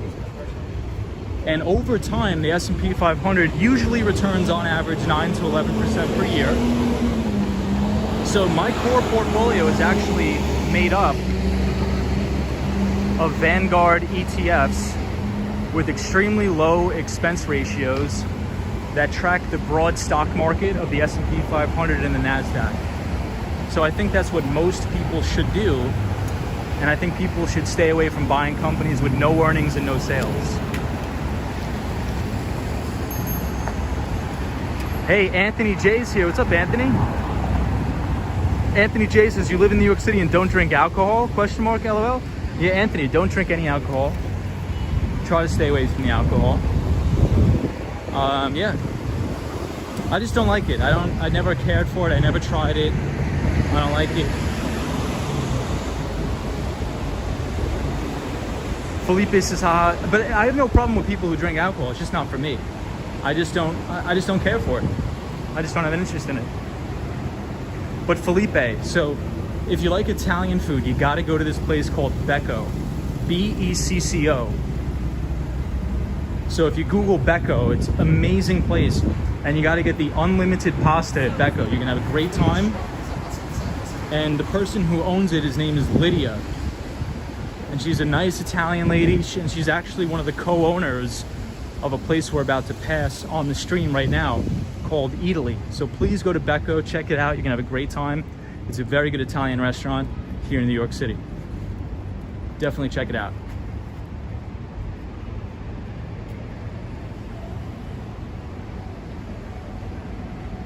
The ABX Girl Time Out NY has a list of rooftop bars. Check out Eater New York too. Ireva says we haven't gone out all day because it's 106 degrees, says Ireva. That's crazy. Soho Guys says copy and paste programs outsource, so I don't know the full details. Kind of below my pay grade. Okay, nice. The Swan says I was following the stocks and shares almost daily until 9/11. Lost interest after that. No, Becco, so B-E-C-C-O. So Felipe, if you type B as in boy, B-E-C-C-O. Felipe says, we love Italian food. My girlfriend lived in Sicily, or in Italy actually. Yeah, so check it out. And what you want to do is you want to get the unlimited pasta, and they make 3 specialized pastas per night, and they come around and they give it to you in unlimited quantities until you're full. And if you drink alcohol, they have an extremely affordable wine list, and I think it's like $25 for a bottle of wine. So very, very affordable. So I think you're gonna have a great time. Yeah, Felipe, you gotta go there. Trust me, you will not be disappointed. You will not be disappointed. So I'm gonna make a couple recommendations, Felipe. So check this out, pal. When you get the unlimited pasta, they're gonna offer you a salad or an antipasta. Don't get the salad. You got to get the antipasta, I promise. This is like lights out. It's the best food ever. If you get the antipasta at Becco, you're going to want to order 3 or 4 more. It's that good. I guarantee it. It's really, really good.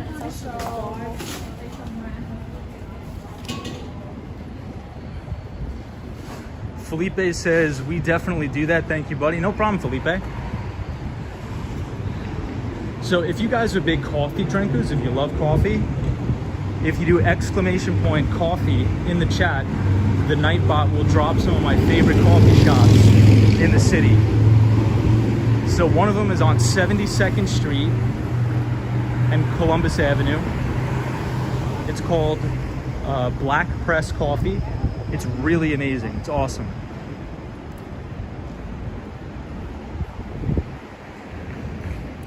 And Felipe, please let me know what you think. Please let the group know what you think, my friend.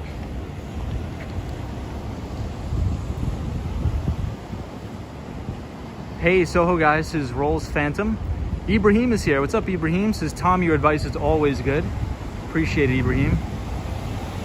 Yeah, Felipe says, haha, antipasta is it. Let me tell you something, dude.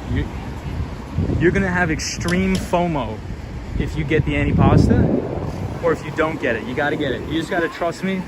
You gotta get it. It's so good. Like all the vegetables, it's just top notch. You're gonna have a great time. So this is what I usually get. I usually take clients out to eat there. But also I take my friends out to eat, and whenever we go there, we get the antipasta, we get the unlimited pasta, and then we always get coffee after. You're gonna need it. If it's like, it's the biggest rookie mistake. If you go to Becco and you don't get the coffee, it's like you're a total rookie. So you don't wanna do that. You wanna get the coffee after, and you're gonna have a great time. You're gonna have a great meal, I promise you. And if not, I don't know, but I promise you're gonna have a good time. Allie says, do you like iced coffee? Love iced coffee. What about you, Allie? Do you like, what do you guys think of cold brew coffee? I think it's something that has to do with the amount of, what is it? The amount of caffeine in it, I think? Is that right? Am I saying it right? Ireva says, have you tried kombucha drink? It has a fizz, it's non-alcohol, it's fermented. Ireva, I've actually tried that before. I didn't really like it, but the day after I drank it, I actually felt better. Like I think it's like a health drink. Is that correct? Ireva, it's supposed to be like really healthy. Is that correct?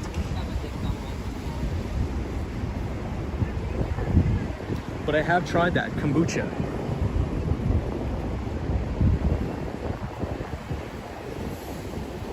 Key vids. Hold on, let me pull over to the side, everybody, and then I'll catch up on the comments. So now that we have the chat working again, I don't have to miss any of the comments.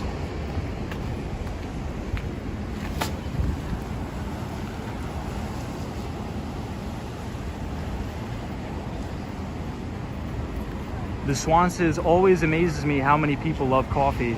The Swan, you don't drink coffee? I love it, man. Key Vid says, coffee is getting expensive. Seems like nobody realizes it. Inflation is heating up. Yeah, Key Vid, so commodities prices has gone through the roof. So Key Vids, so I believe you're new to the channel, so we've talked about this. I want you to listen to this interview that you're gonna love. Okay, and it's by Stanley Druckenmiller. And Stanley Druckenmiller is arguably one of the best investors that ever lived. So if you type !Druck, D-R-U-C-K, into the chat, it's gonna bring you to an interview with Stanley Druckenmiller. And this is like a requirement to listen to this interview. It's just watch it. It talks about the Federal Reserve. It talks about artificially low interest rates, how the Fed is overcooking this market, how in terms of inflation, we're seeing asset price inflation, and that's why commodities are going through the roof. So please check that out. But in my opinion, I do agree with Stanley Druckenmiller, but I do also agree that in the age of artificial intelligence going into the next 5 or 10 years, I think we're gonna see a deflationary environment and actually deflation in terms of prices of things. So we'll see. But it's a very good observation. Key Vids, thank you for bringing that up. Daniel G says, I love coffee. I usually go to a different coffee shop once or twice a week. Daniel, I'm addicted to it. That's like my one weakness that I'm addicted to. I think it's coffee. Some people are addicted to buying alcohol and spending $100 a weekend at the bar. You know, I'll go to the local coffee shop and support them maybe 3 or 4 times a week. So I agree with you, Daniel. Gerald Lee, our pal Gerald Lee, is always on the channel. Says, Tom, do you like cheesecake? If you do, what are your recommendations for best in New York City? Wow, check out the Empire State Building coming on. So there used to be a very good place by Atlantic Terminal, Brooklyn called Junior's, but now I think the quality of Junior's has gone downhill a little bit. But if you want to go to Little Italy and go to Ferrara Bakery, they have phenomenal cheesecake at Ferrara Bakery. Photos from around New York says, cold brew coffee, the real thing, is where you brew the coffee overnight in the fridge. Ah, interesting. Very interesting.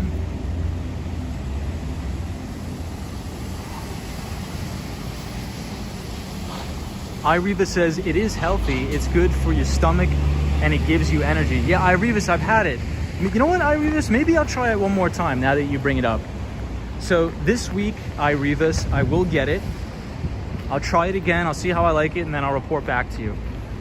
Ibrahim says, I enjoy hot coffee, a little less on summer days, but it's still good. Ibrahim, I think I could agree with you.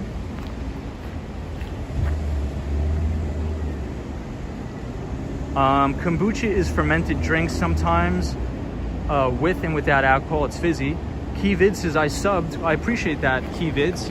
I appreciate you joining the channel and subscribing, and hopefully we can talk to each other more on the video and on future streams.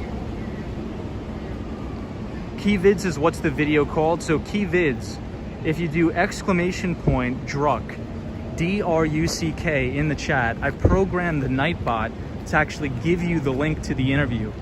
And the interview is by Stanley Druckenmiller. So all you need to do is click the link and it'll take you right to the video.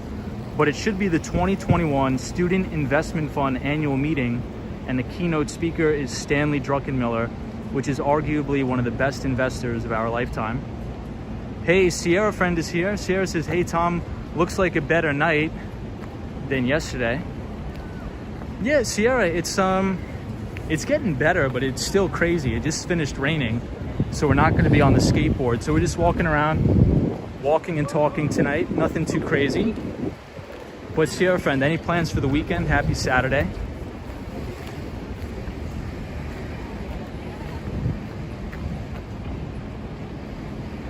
Hey, what's up, Lady Justice? Daniel G says, I like to try different coffee blends like Brazilian, Peruvian, Brazil, Jamaica. It's very interesting. Nice. So now we are on East 21st Street. Well, East 22nd Street. And this is one of my favorite views of the Empire State Building right here.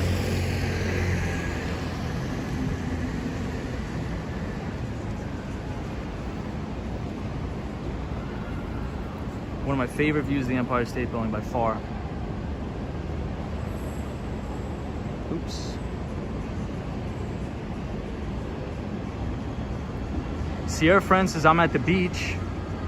Couldn't miss out on watching the stream. Nice, Sierra. Sierra, you're at the beach? It's so late at night, my friend. What are you doing at the beach so late? Just hanging out? But thank you for watching, Sierra. I hope you're good. The Swan says, Manhattan streets are fabulous. I had to put the Swan in the chat for the Empire State Building.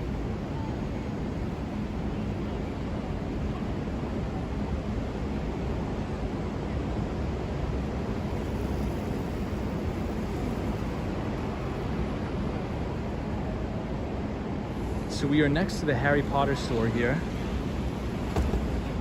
which I've never been because I've never seen any Harry Potter movies. Check out these dogs. They look amazing.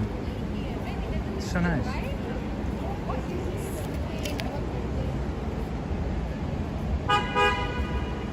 Zap Allen says, Tom, do you have a TikTok account? I do not have a TikTok account.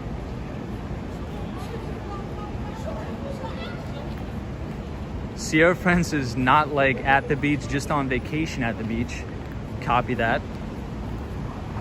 Sierra friend, where'd you go? Did you go to Florida or something? I'm trying to go down to Miami, Florida sometime in February.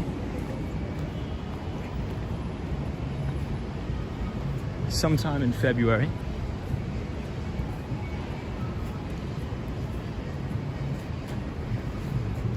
We'll head down here. We never walk down the side streets. Hey, Loose72 is here. Says, I've never seen Harry Potter movies either. Yeah, I've never seen it. Photos from around New York says the third film is the best Harry Potter. Hey, Michael DeCosta, what's up, man? Says hi, Tom and everybody.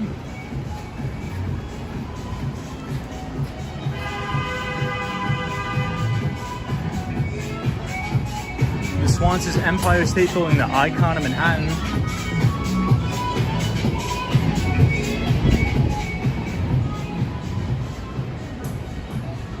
Daniel G says, do you have summer's vacation, Tom? Daniel, do you mean if I go on vacation? I usually never go on vacation. Anytime I go away, I try to work in a business meeting. So if I go to Florida, I'll try to meet with some friends, some old real estate buddies of mine.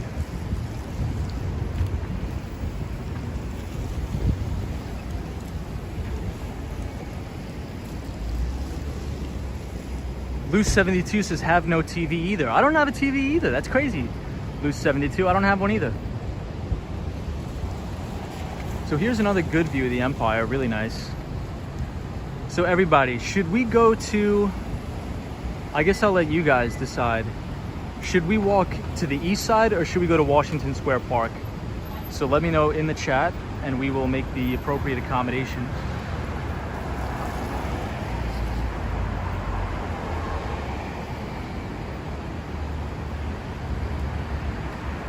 Yes, so Druck, if you guys want to watch the Stanley Druckenmiller interview, it's right there.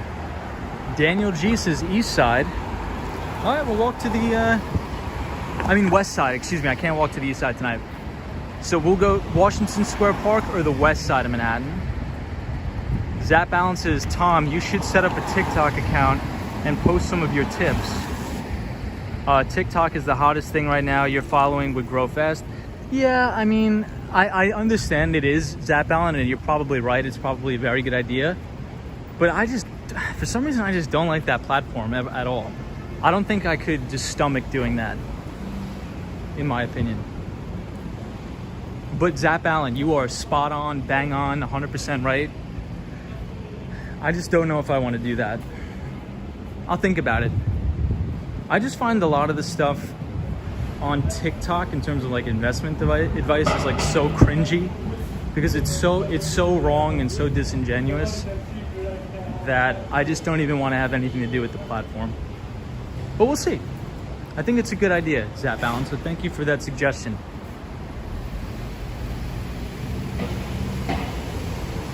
All right, let's go. We're gonna go to Washington Square Park. Sorry, Daniel. We'll go to Washington Square Park, and if we have time, we'll go to the east side. How about that? We'll do both. Hey, Marco P is here. The west side is the best side. Absolutely, Marco P. Love the upper west side.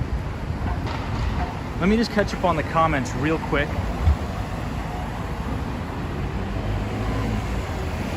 Hey, Hermes Addict is here. What's up, Hermes Addict? Long time no see.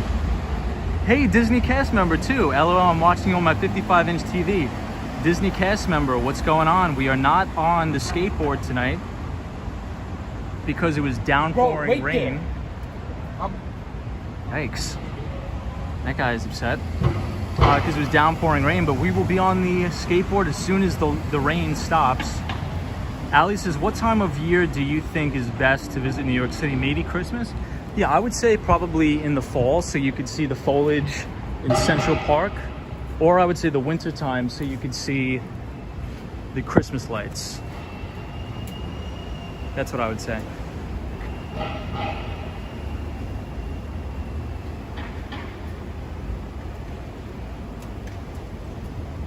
Loose 72. This is moving on up to the east side, the Jeffersons. Phil Mission says, I never watch TV or the news. Amen, brother. Hermes Addict, how are you? Everything good?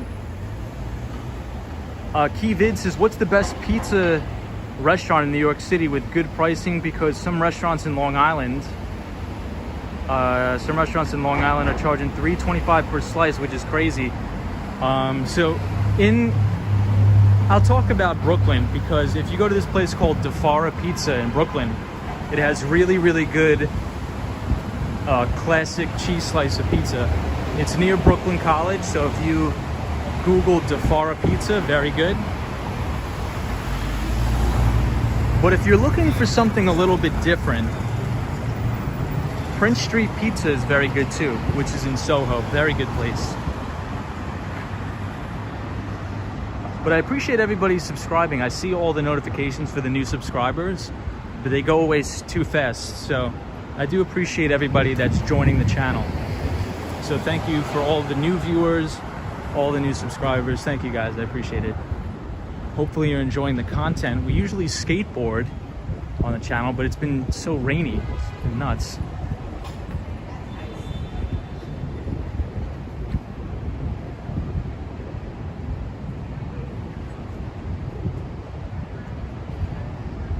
The Swan says, just stay away from the hostile individuals, which either way you go, skateboarder. Agreed with that, Swan. Disney cast member says, I post what I create on TikTok. Nice. Yeah, I just think TikTok isn't for me.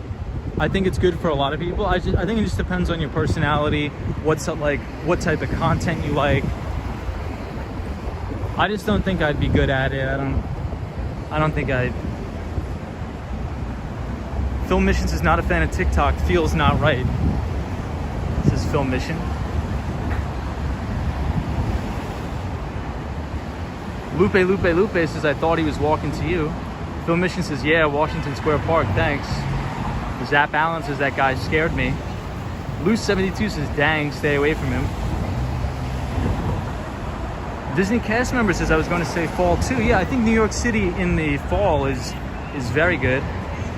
Hermes Addict says, I'm here loving the discussions as usual, and I agree on crypto, and Chewy CRM Microsoft stock. Yeah, Chewy's a good stock.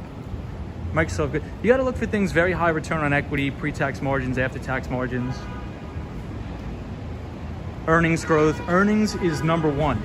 That's why when all these people on the internet are saying buy this stock because it has a chart pattern and it's coiling and it's going to go, it's all nonsense. It's nonsense.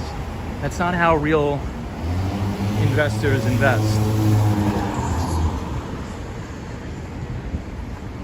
So if anybody's really interested in investments, you should watch the replay of the last stream we had when we talked about the Acri Focus Fund. But I won't go into too much detail, but you could rewatch the last stream. But the Acri Focus Fund is one of the highest performing mutual funds on Wall Street. One of the highest performing mutual funds on Wall Street. And the way they do it is they look for compounding returns. So they look for companies that have extraordinarily strong free cash flow, that are investing that cash flow back into the company so they can grow their earnings at an above market rate of return. So it's very interesting. Chuck Acri, which is the founder of the Acri Focus Fund, he actually says he does not like when companies return value to shareholders in the form of a dividend. And I think it's very interesting, and we could sort of unpack that. I won't go too much into it because we explained it on the last stream. But Chuck Acri essentially says when a company returns value to shareholders in the form of a dividend, essentially what's happening is that's wasted value, because the company could have used that money to reinvest back into their business, to grow their operations, to make even more money. But when you return that value to shareholders in the form of a dividend, now you're unable to invest back into your own business. So for example, let's say if you were a retail operation, you own a grocery store, and you have 4 or 5 shareholders, but all of your cash flow you're returning back to those shareholders in the form of a dividend. Now your shareholders may be happy at first, but now you're still that single operation. But what if you took all of that free cash flow and you bought another store down the block, and then another store and another store? Now all of those stores are producing revenue, are producing earnings, right? That's the power of compounding returns. So if you use that money to purchase other locations, other stores to expand your business, now what is your return on that capital? Your return on that equity is extremely high, thus creating a compounding effect for the shareholders' original value, if that makes sense. So if you want to read that article by Investors Business Daily, where they interviewed the 2 portfolio managers of Acri Focus Fund, type !AKRE into the chat, and it'll bring you to that article where they detail the exact stocks that they look to purchase. So we're actually passing a very good school here in New York City. It's called the New School. So I'll pull off to the side, read the comments, and you guys could take a look at the New School.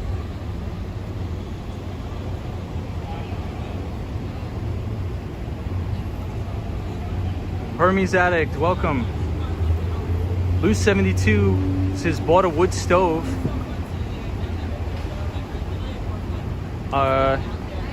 Online store in Long Island, shipped it. Nice. And like Disney cast member says, hey Tom, I'm shopping for apartments in Manhattan. Nice. What you said about me belonging there made me cry. I decided it's time. Disney cast member, welcome back. You deserve to be in New York. You're going to be very successful in New York, and this is the time to buy in New York City. You buy when there's blood in the streets, even if that blood is your own. Hermes Addicts says, me too, Disney, best of luck to you. Joe Hernandez says, YouTube just sent me a survey how I was satisfied with the notifications. So I said not too happy. That's okay.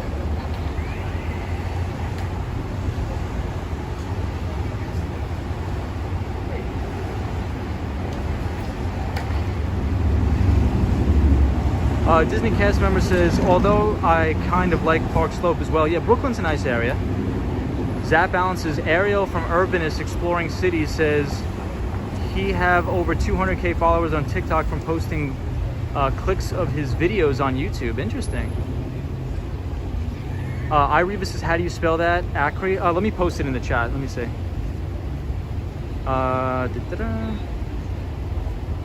A-K-R-E. Let's see if that works. Hey, Brooklyn Brothers New York. What's up, Brooklyn Brothers New York?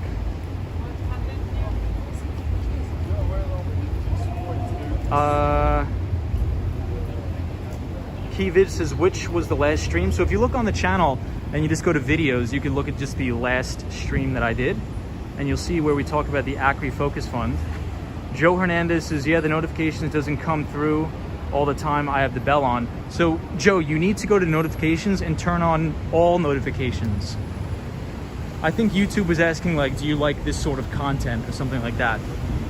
But you have to click all notifications. So it's really weird. On the side, on the little bell, you just have to click the bell notification and then go to the right side and click all notifications.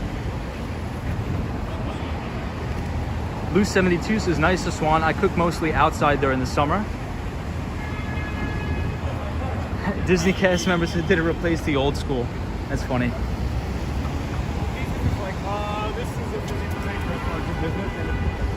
So I have a funny story about this school. When I was a freshman in college, I was walking past here because we had a workout at NYU, and NYU's gym facilities are a little bit down here. And I was walking past the school, and this girl comes out of the door, and then all these cameras start going off like crazy. I'm like, what the hell? And supposedly it was like a very famous model that was going to that school at the time. So if you search online, Gigi Hadid new school, it's me and like some of my friends from the soccer team were like in the picture, like looking super terrified because there's like thousands of photographers taking pictures of this poor girl coming out of class. Those paparazzi people are sickos, man. Really crazy. Yeah, but I think that was 2014? 2013, 14? I don't remember. I think so. Keyvid says, so you live in New York City and you attend which college? Yeah, I live on 59, like Upper West Side, but I don't go to college anymore. I did go to John Jay College of Criminal Justice,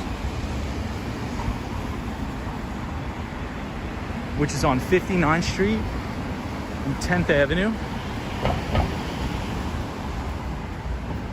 which is a college that's a part of the City University in New York. So if you think about a school like Lehman College, Baruch,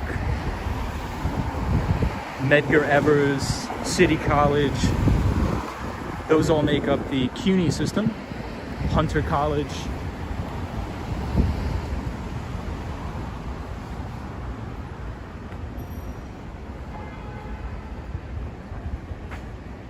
Lou72 says, thanks to Swan, have no AC, dry air here. That sucks.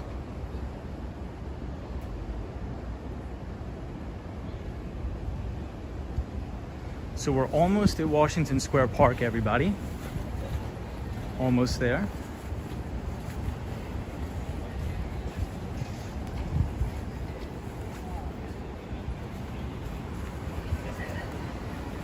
Yeah, but the Acre Focus Fund is one of the best performing mutual funds on Wall Street.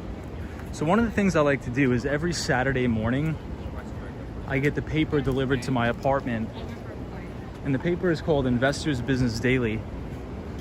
And the founder of Investors Business Daily was William J. O'Neill, which is one of the most successful size traders or successful position traders of all time. And the paper every Saturday highlights an interview of the best mutual fund managers on Wall Street. And they give in-depth analysis of the exact criteria they look for when making an investment in a stock. So the Acri Focus Fund, I believe, runs about $17 billion. And the specialty about their mutual fund is extremely, extremely concentrated. I think they only own about 30 stocks, and their top 5 holdings make up about 30% of the overall portfolio. So it's a very focused fund, hence Acri Focus Fund. And their theory is diversification does not necessarily decrease the overall risk parameters of the portfolio. It does not decrease the overall risk parameters. Because if you invest in a business with good fundamentals, over time that earnings growth will project the value of that stock higher. Hey, GoPro 97, what's up, man? Welcome to the stream. I appreciate that.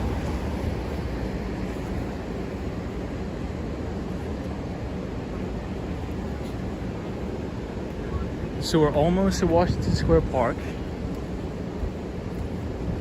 Loose 72, you say it's okay, no AC.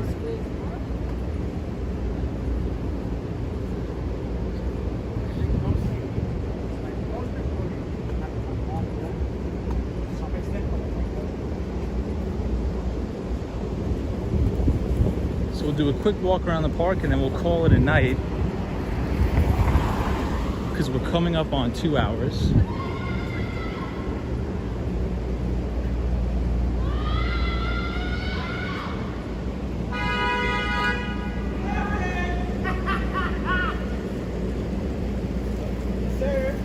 Yikes.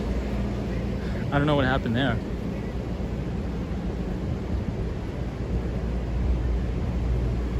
Lupe says Gigi Hadid is married to my boyfriend Zayn. Oh, isn't that the Guy from One Direction, right?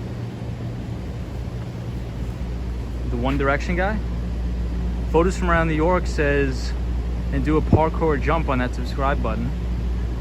Appreciate that. Photos from around New York will add you as a mod.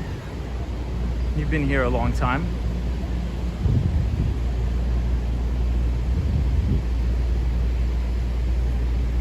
Ali says, do you usually have a schedule for when you go live?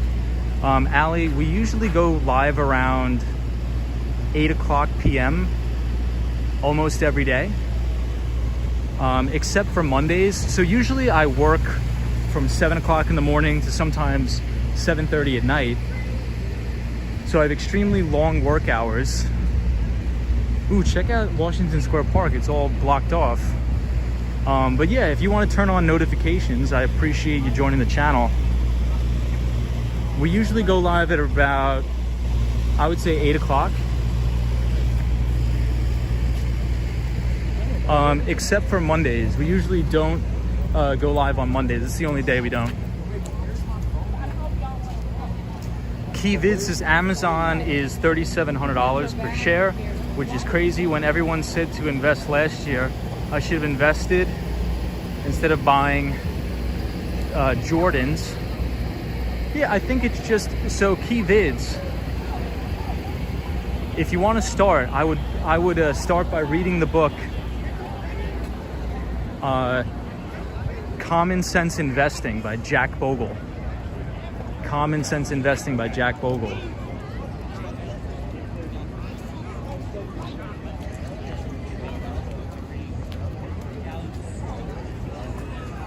Which is a great book. And also another book that you should read, KeyVids, if you want to sort of break into investing, is Common Stocks and Uncommon Profits by Phil Fisher.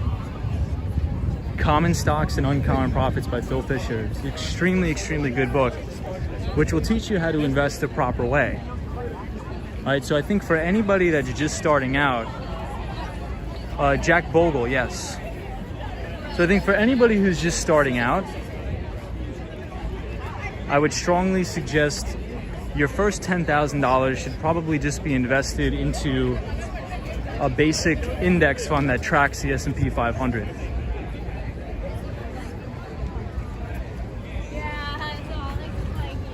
Until you can understand how to evaluate a company the proper way, I think it's safe to diversify across the broad indice of the NASDAQ or the S&P 500.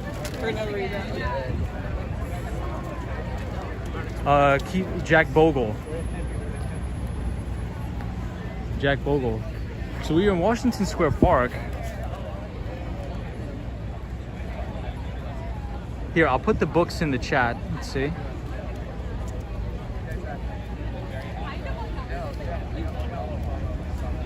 Bogle with a B, Keyvids. Loose72 says diversified on my AC. Ali says great, thank you. Turned on notifications already and subscribed. Appreciate that, Ali.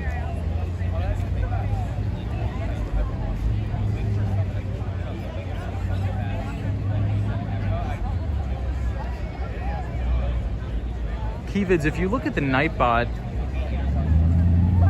he usually drops those books. But let's see.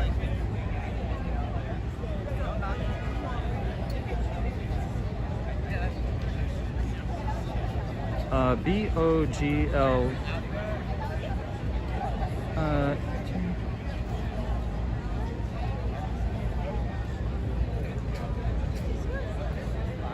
Yeah, so we usually go live at about 8 o'clock or 9 o'clock Eastern Standard Time, because that's usually when I get out of work. So actually, if anybody wants to listen to the free audiobook of the Little Book of Common Sense Investing, the Nightbot actually just dropped the link, so you actually don't even have to buy anything. You could just go to the link in the Nightbot, and it'll give you the free link to the audiobook, and you could go check it out.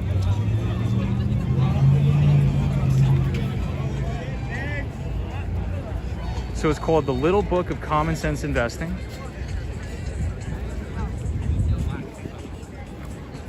Keyvids is right now I'm invested in SPY VOO. Yeah, so VOO is a Vanguard product. VOO is, I'm just gonna sit down for a teeny bit. Keyvids is right now I'm invested in SPY, VOO, QQQ, VHT. I'm just trying to chase financial freedom. Got to start investing early. Yes, absolutely. So I would just stick with VOO as opposed to SPY, because VOO has a low expense ratio.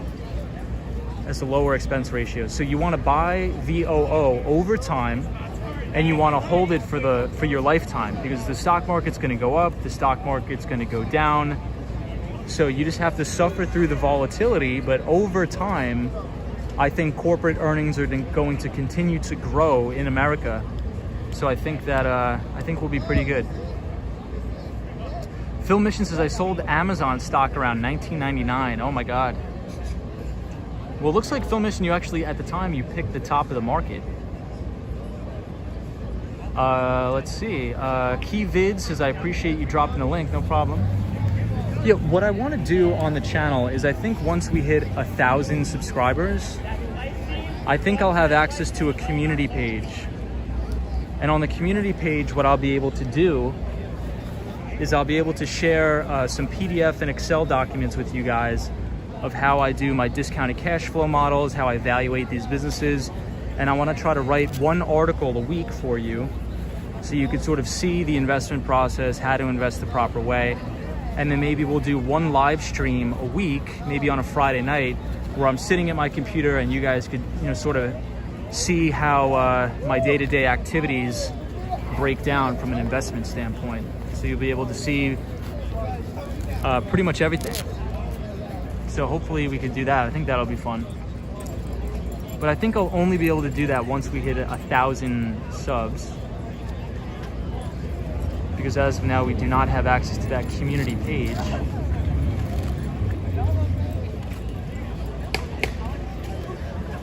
Zap balances, that would be great, Tom.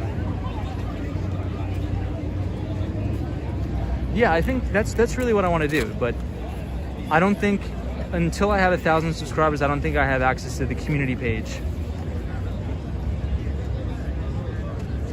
KeyVid says, you always about stocks and crypto. Yeah, so we mainly talk about equities on the channel, but I do see value in cryptocurrencies, but I think the majority of the space is a little bit, I think, frothy, I think would be the term. So I think a lot of the cryptocurrencies are scams.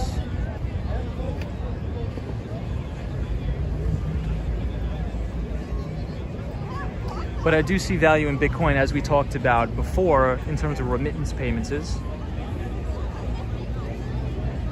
Hermes Addict says would love that. Yeah, so what I think I want to do is, like instead of live streaming like this, I'll do once a week where I'm sort of sitting at my desk in my office, and we'll sort of go through different earnings reports. So let's say if like a company that I'm initiating coverage on is posting its earnings report, we'll sit on the conference call, we'll check out their earnings, we'll check out their sales growth, we'll sort of break down exactly what we like to look for, and maybe we'll even, you know, sort of run through some discounted cash flow models together to sort of see like the actual process of how to evaluate a business, because really all investing is just figuring out how to discount cash flows into the future. So we'll do that. So if anybody's interested in that, feel free to subscribe to the channel. But we usually just talk about investing as we're skateboarding around New York City. Well, we have a really nice view of the Empire State Building here from Washington Square Park.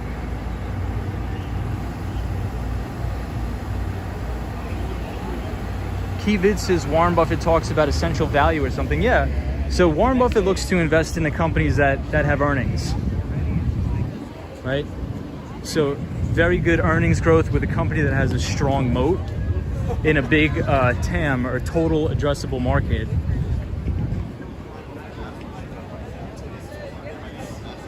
Hey, Destiny Calderon is back here. What's up, Destiny? We're walking around Washington Square Park. It looks like they cleaned it up pretty good. And there's a lot of police officers around the park. So it looks good.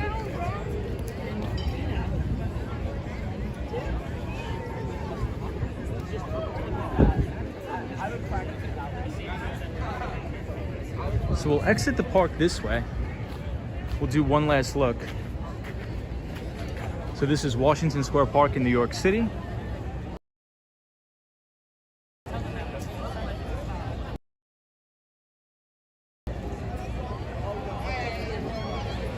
Hey, Destiny Calderon is back. What's up, Destiny? Zap Allen says you should check into getting StreamYard, Tom. Yeah, I'll check it out. I'll definitely check it out.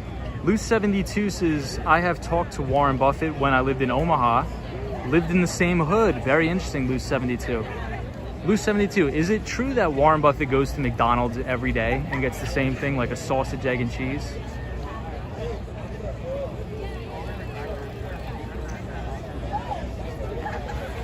Andre Lopez, thank you for subscribing to the channel, Andre Lopez. I appreciate it.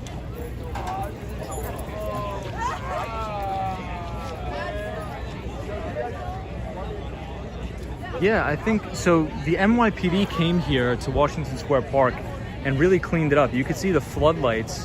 The NYPD set up all sorts of floodlights right here to provide more lighting to the park. So it looks like there's not as crazy stuff going on. So it's really nice.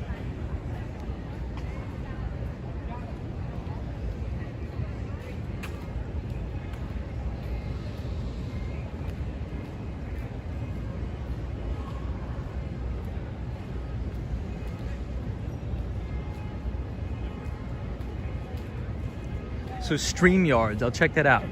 So what exactly is StreamYards? Would that do? What does that do? Like let other people come up during the stream?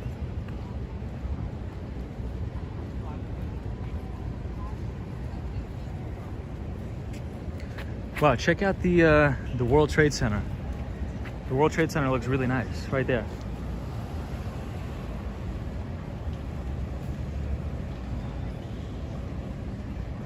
Disney cast member says, Tom, I sent you a cool pic from NYC history on your Instagram yesterday. I don't, oh yeah, so I did create one, but I never use it. I don't know if I'm gonna use it or not, but Disney cast member, I appreciate that. I'll check it out. Yes, hey, Super Beast is here. Super Beast, long time no see, my friend. Super Beast 001 says NYPD's lights are so women don't get sexually assaulted. I think that's great. I think that's great. Because there's a lot of creeps in in Washington Square Park. But Super Beast, how are you, man? Hope you're well. Photos from around New York says it's like perfectly centered. Nice. Yeah, the World Trade Center looks beautiful here from Washington Square Park. Disney cast member says Action Kid on his way to LA for a month in the morning. Yeah, so he is going to LA, Disney cast member, isn't he? That should be nice to get out of the rain. Sally's here again, says, hi Tom, what's going on, Sally?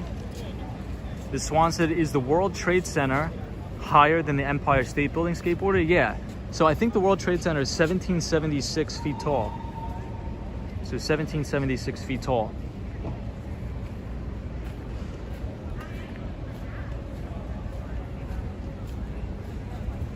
But it is a beautiful night in New York City. I sort of wish I brought the skateboard, but for the first hour of the stream, it was extremely rainy. So I don't like the skateboard in the rain. Zap Allen says, yes, bring guests up and I think share your screen or show your screen. Ooh, that's gonna be great. So Zap Allen, we'll do that.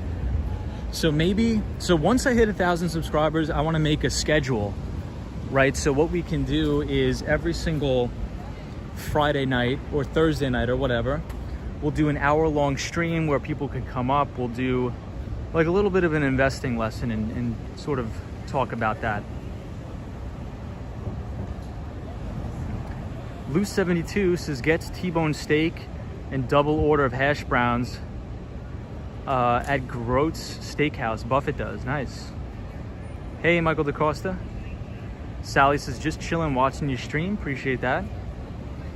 So I have a question. So for everybody who's here, we do have about 50 people here tonight. So thank you all for watching. That's amazing. What do you guys think about, because I want to sort of diversify the content on the channel.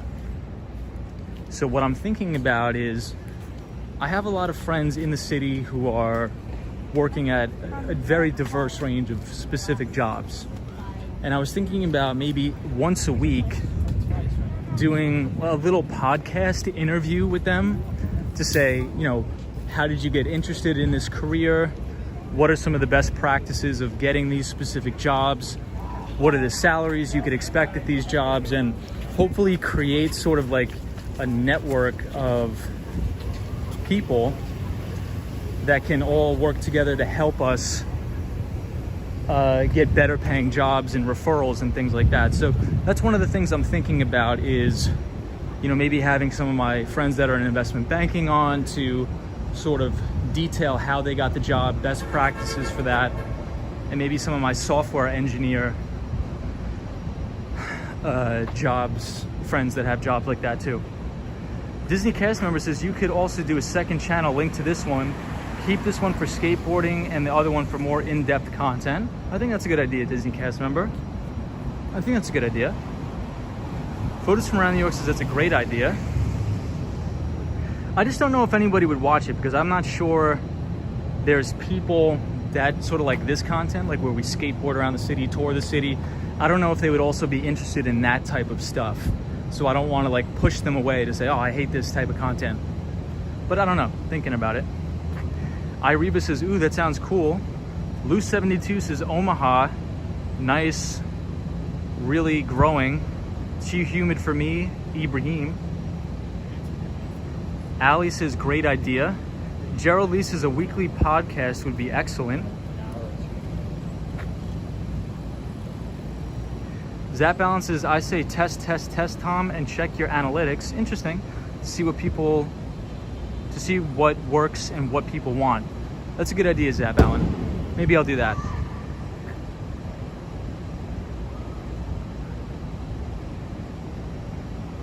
Ibrahim says, I don't have a job yet, but it would be interesting. Hey, Catherine Capasso is here. We love Catherine Capasso on the channel. Says, I would love a podcast. Hermes Addict says, I think it's a great idea that isn't being done, but is needed. Hermes Addict says. Disney cast member says, think of how many people comment on how they love the sound of your skateboard. Yeah, that is true. That is true, Disney cast member.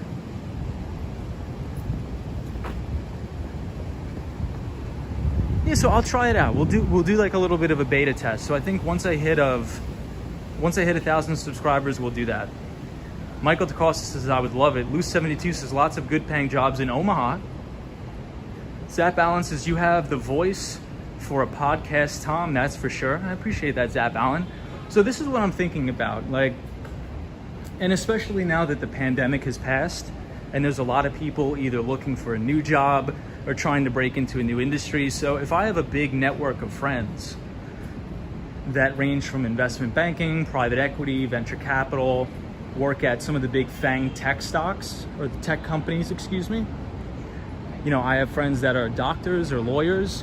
You know, I think I would highlight each individual person once a week and just interview them to say, you know, for anybody who may be in college that are looking to do something similar, you know, tell us your story. You know, how did you start? What are the best practices? What are the best schools to go to? You know, did you do any networking events? Did you do any extracurricular activities? So hopefully that'll help people that are interested in becoming investment bankers get the job, or that are interested in becoming lawyers do that, or teachers or nurses or doctors or anything. Because I think there's a lot of podcasts out there that interview like extremely famous and wealthy people, right? We always see these podcasts that are interviewing like the CEOs of all these companies, but there's not many out there that just interview regular people that have regular jobs, right? I was thinking about that. I'm like, is there a podcast that says, okay, we're gonna talk about regular jobs today? This guy is a New York City plumber. This guy works in HVAC. This guy is a doctor or a lawyer, right? We don't really highlight these people, but I think that's where the majority of the audience is. I mean, if you go to college and you want to be, let's say, a teacher, how many podcasts are there about people getting, you know, giving advice about, hey, I want to be a teacher and I went to this school and I did this program and I took this class and it helped me out? There's not many, you know, there's not many. Or breaking into like software sales. So if I could interview somebody that was breaking into software sales, how did you do it? How did you get the job? How did you get the internship? You know, what is the pay? I think that a lot of people would like it, but I don't know if I could do it on this channel because I think I would lose a lot of viewers. So we'll see. Let me read some of the comments. Sierra Friend says, that'd be awesome. Lou72 says, great idea for the interviews. Ali says, I've already learned so much in just this live stream, so I know the podcast would be helpful. I appreciate that, Ali. Gerald Lee says, Tom, you should be on Sirius XM. You have a radio voice. Do I really? I don't know. Growing up, I was super self-conscious about my voice. Ali says, that's a great idea because there's so many people in college who struggle on what to major in. Yeah, Ali, I struggled on, I didn't know what I wanted to do. I wanted to be a police officer. Hey, Tech Explorers NYC is here. What's up, man? Tech Explorers NYC says you can start one. Yeah, so that's what I was trying to do. So I think I may do that once I hit 1,000 subs. I will. I already have a couple friends in mind that I may want to bring on. So we'll see.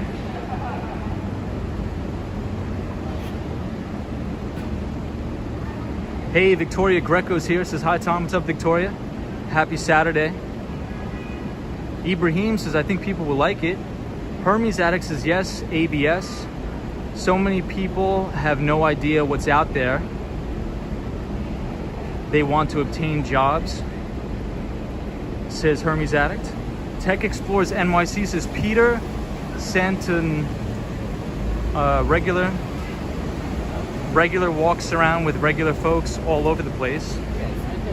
what does that say? Peter Centenlo.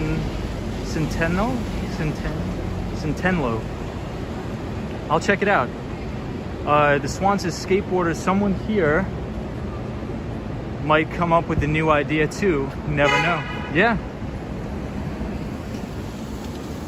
That's true. So we're in Soho. So hopefully the Soho guy is still on the stream. We're at Lafayette Street. We just left Washington Square Park. Photos from around New York says it's worth a try. Why not? Disney cast member says, at least he didn't say you have a face for radio. Awesome point, Disney cast member. Howard Stern, who I like Howard Stern. I know he's very controversial, but I like him. Zap Allen says, I think your following would grow beyond your wildest dreams if you get on more social media platforms. I think Zap Allen has a lot of good ideas. I think I need to start listening to Zap Allen a little bit more. I respect Zap Allen, and I must listen to Zap Allen more. That's my New Year's resolution. Amazing Night writes as Victoria Greco. Hey, Razzle Dazzle 786 is here. Razzle Dazzle, long time no see. Says hello from Cali. Hope you are doing well, my friend. Missed the sound of your skateboard. Yeah, Razzle Dazzle, we've just been getting hammered with rain in New York City. So the first hour of the stream, it was crazy. I brought the umbrella. It was downpouring rain, so we couldn't skateboard, but hopefully we'll get back on the board soon. But Razzle Dazzle, we're talking about when I hit 1,000 subscribers, what I want to do. My idea is, I think once a week I want to interview one of my friends that lives in New York, that's either a doctor or a lawyer or an investment banking analyst or in software sales or in software development. And I think I want to create a podcast that details, how did you get this career? What made you interested in it? What are the best practices of obtaining these jobs?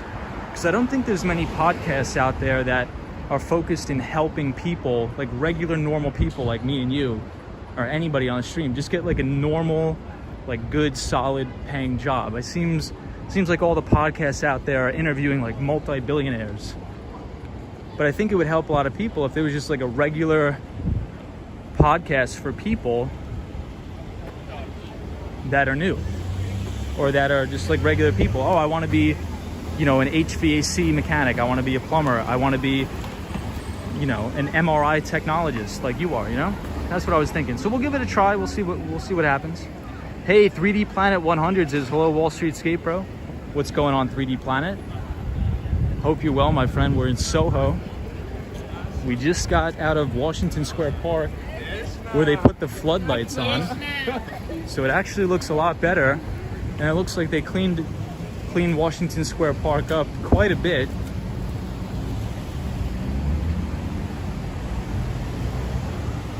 But Soho is one of my favorite places in New York. Hey, Whiplash says, give it time. New subscribers will find you. Keep up the good work. Appreciate that, Whiplash. Loose72 says, so do I.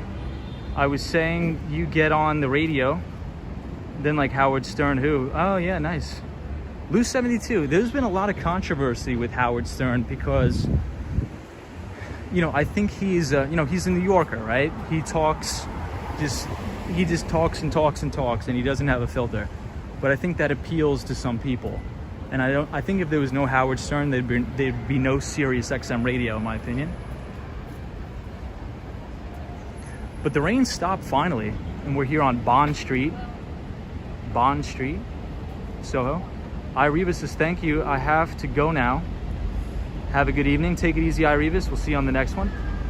Victoria Greco says, great idea. I would definitely listen to it. Victoria, any plans for the weekends, my friend? Any plans for the weekend? Hope you're having a good Saturday.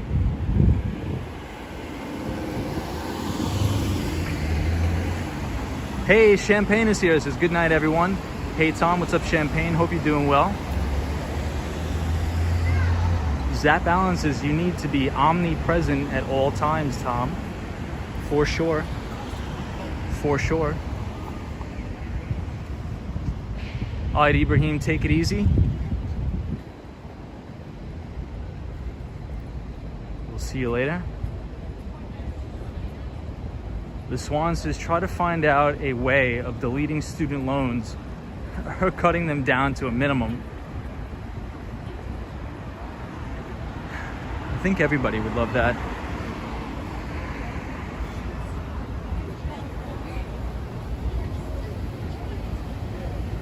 So this is a very famous, popular store, Kith, K-I-T-H.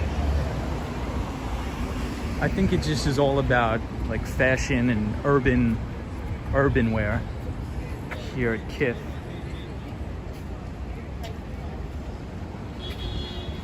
Oh, this is one of those things. This is at Park Avenue. I used to have a big statue like this of Cause in my office. At least I think that's Cause.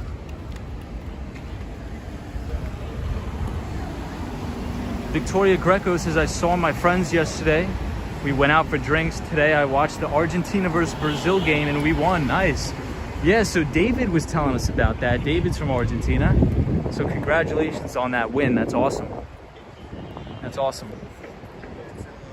I'm a big soccer fan myself. The United States beat Mexico for the CONCACAF championship. Victoria Greco says, and tomorrow I have to work. That sucks. So we're here at Bleecker Street Station.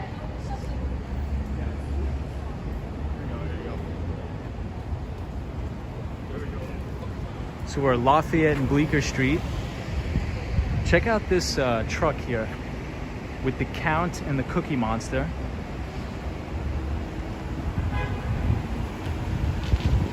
So this is actually one of my favorite coffee shops in New York City, right here. Gasoline Alley Coffee. Extremely, extremely good.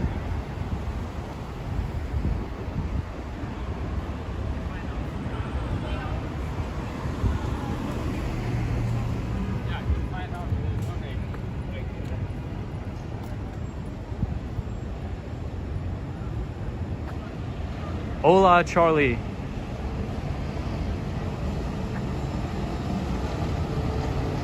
Lil NYC says that figurine is called Bear Brick. Lil NYC, doesn't that sort of look like,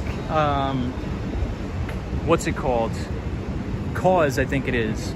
I think the artist is, it looks like it, but I know it's not. I think you're right, I'm wrong, but it's very similar to Cause, potentially. And in our office, we had a Cause in our office.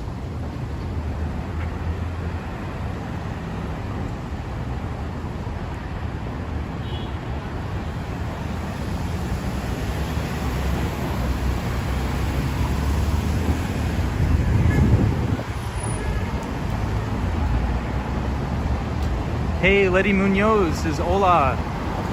How are you from Chile? Hola, ¿cómo estás?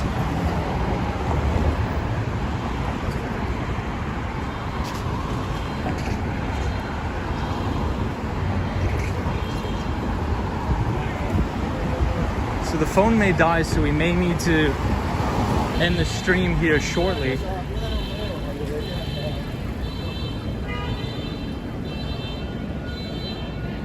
Letty Munoz, welcome to the stream. Hope you're having a great night.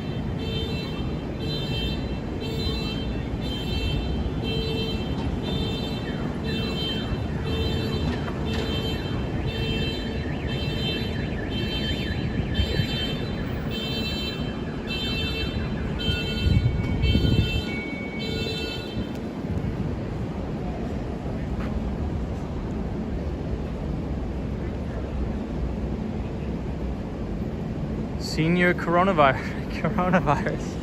It's a great name, man. How are you? Welcome to the chat. Daniel G says, Tom, have a great Sunday. You too, Daniel.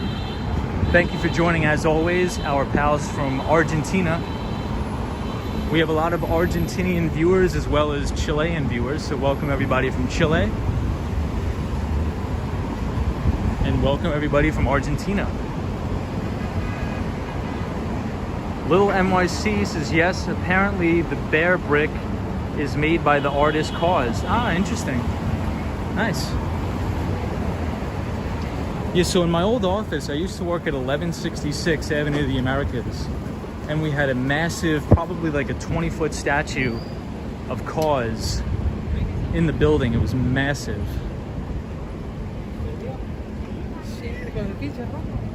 It was really, really, really big.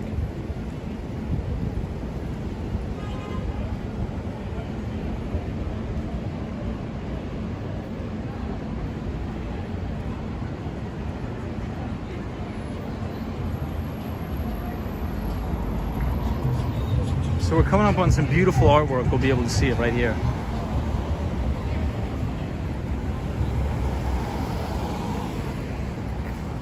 Check out the artwork here.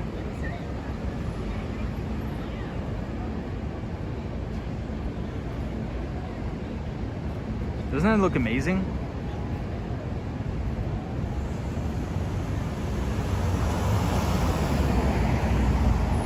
It's right here in Soho.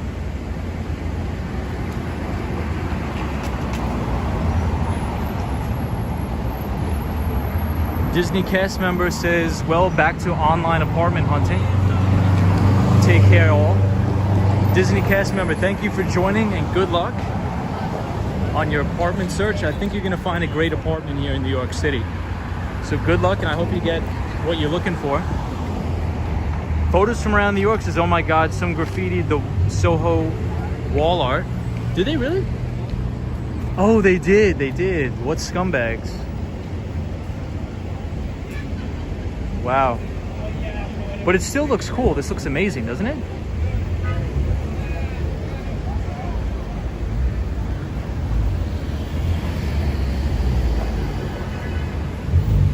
I think it still looks great.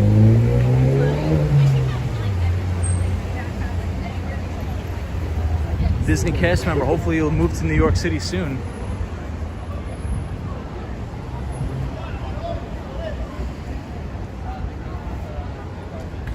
But I think you'll be able to, find a pretty affordable apartment. Especially if you're gonna buy. You could probably find something for probably under, well, I guess it depends on where you're going. You could probably find something for under $2. Letty Munoz says, you live near here? No, I live 59th Street, but you could probably find something to buy for under $2 million. I think you could probably buy something for under $2 million here, especially now. It depends on where you're buying.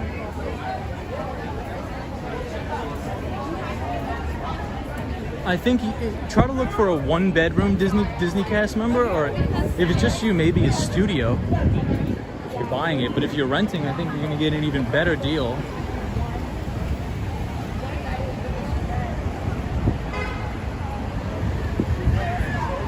Photos from around New York. Says that's the Soho art wall.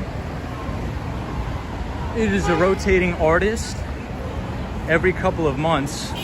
It does look outstanding, yes. It does look really, really outstanding.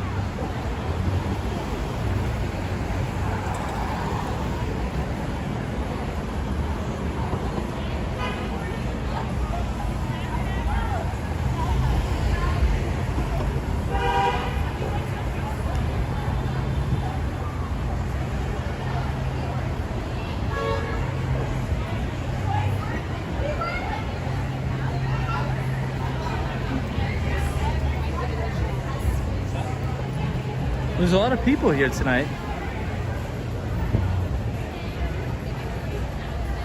Letty Munoz says, nice place, I'll go one day. You should. You should definitely come and check out Soho.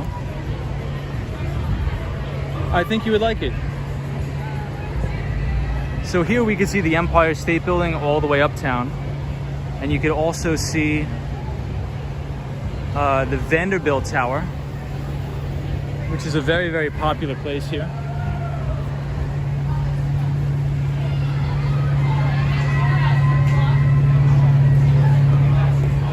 The Vanderbilt Tower.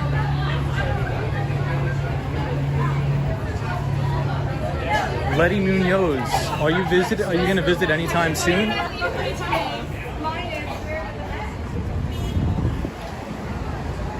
Well, there's a lot of people out tonight in Soho.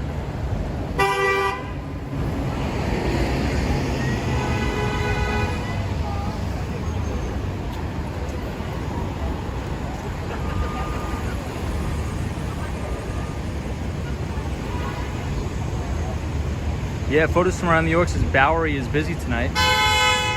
Ooh, that was almost a car accident. Wow. Yikes. I don't know why these people freak out. It's like, dude, chill out, man. All these people, they freak out about like driving fast. It's like, dude, chill out.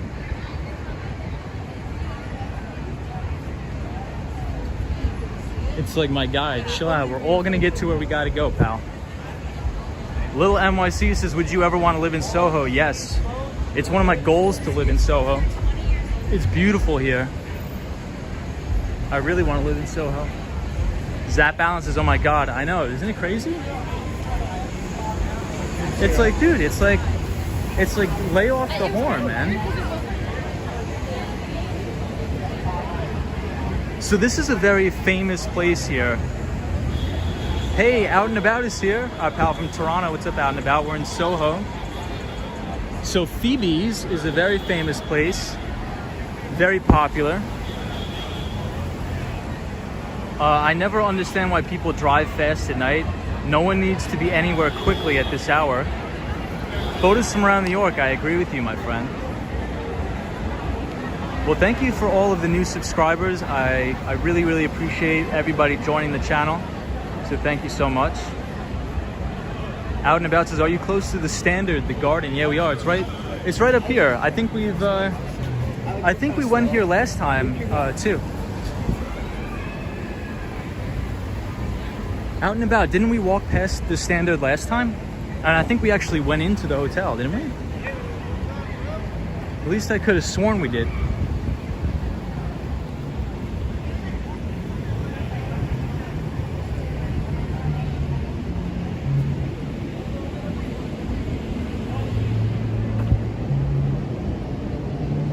Lil NYC says, my goal is to live there too.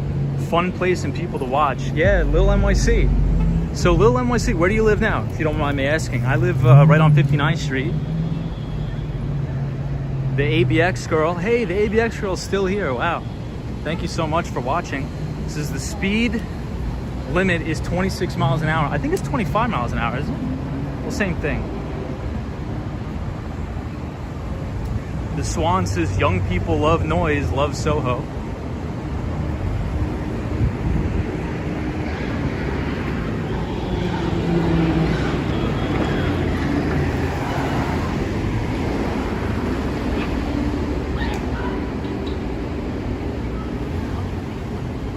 Oh, Out and About, you're right. We didn't go in, but we did walk past it, I do remember. We'll walk past it again and we'll see how it is. Little NYC says, I live in Jackson Heights, Queens at the moment. Nice.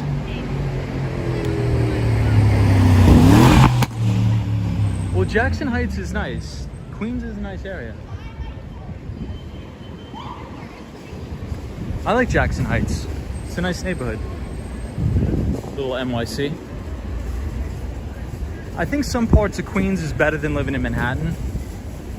And I think NYC Cherry Groove says the best deals in the city are in Queens in terms of the rent. So Out and About, here we are at the Garden, the Standard, the Garden.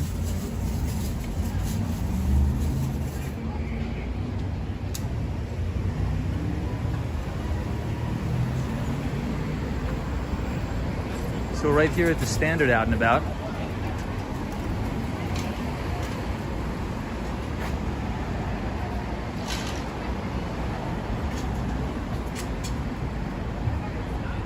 Hey, the ABX Girls is about to go YT streaming tomorrow.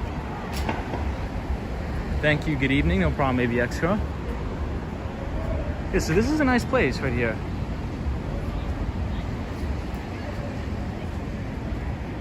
Yeah, the Swan says all the taxis, they look like twins. Little NYC says that's true. I see a lot of one bedroom in Queens right now for $1,500. That's actually a really good price.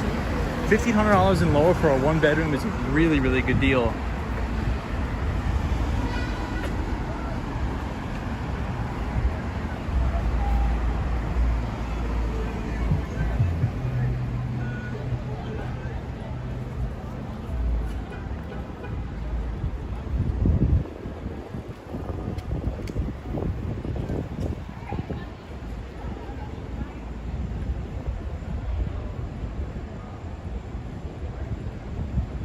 So we're headed up to St. Mark's Place. Once we get to St. Mark's Place, I think we will end the stream. But I do appreciate everybody that's joining. I hope everybody enjoyed the stream tonight. And hopefully we'll be back on the skateboard soon. But I do have to get a microphone. That's the one thing I do need to get is a microphone.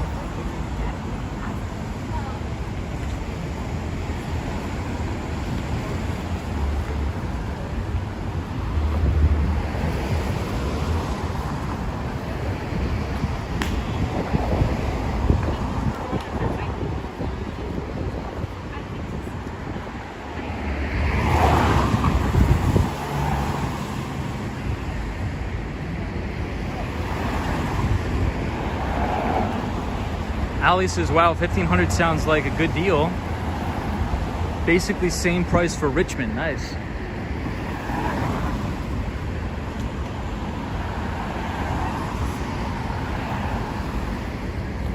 There was a time during the height of the pandemic where they were giving out 2 or 3 free months on some apartment deals in New York.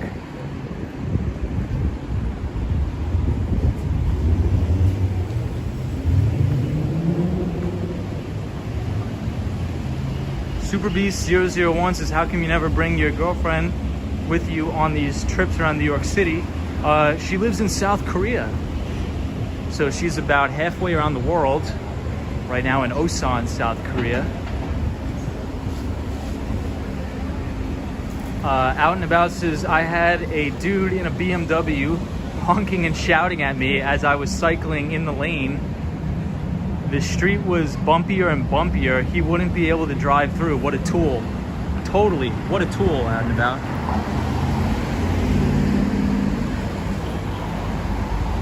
So he was trying to act cool in the BMW. It's like, dude, take it easy, man. Super Beast is understood. Yeah, I mean, hopefully soon. I mean, it's just with the visa stuff, it's difficult, right? Because they're sponsored for the H-1B visa, but it's a lottery system. So in order to come back to the United States, even though the company will sponsor your H-1B visa, it's a lottery system, so you have to be chosen and it's at a random. So sometimes it takes a year or 2. Little NYC says, when will you be reuniting with her? I don't know. It may take a year, it may take 2 years. I have no idea. It's really crazy. It is really crazy. But that is what it is. But usually the H-1B lottery system only takes about a year or 2 years to get. Out and About says, Ray's Pizza.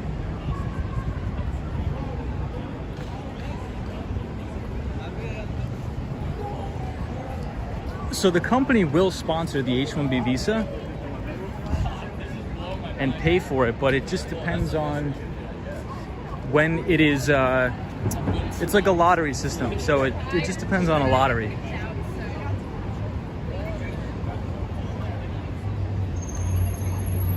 Which kind of sucks, but that's the show. What can we do? So we're here at Astor Place. Near the big cube in the IBM building. Little NYC says, wow, hopefully you get to see each other soon. Yeah, it is crazy, right? It's a crazy world. The immigration system in the United States sucks. So.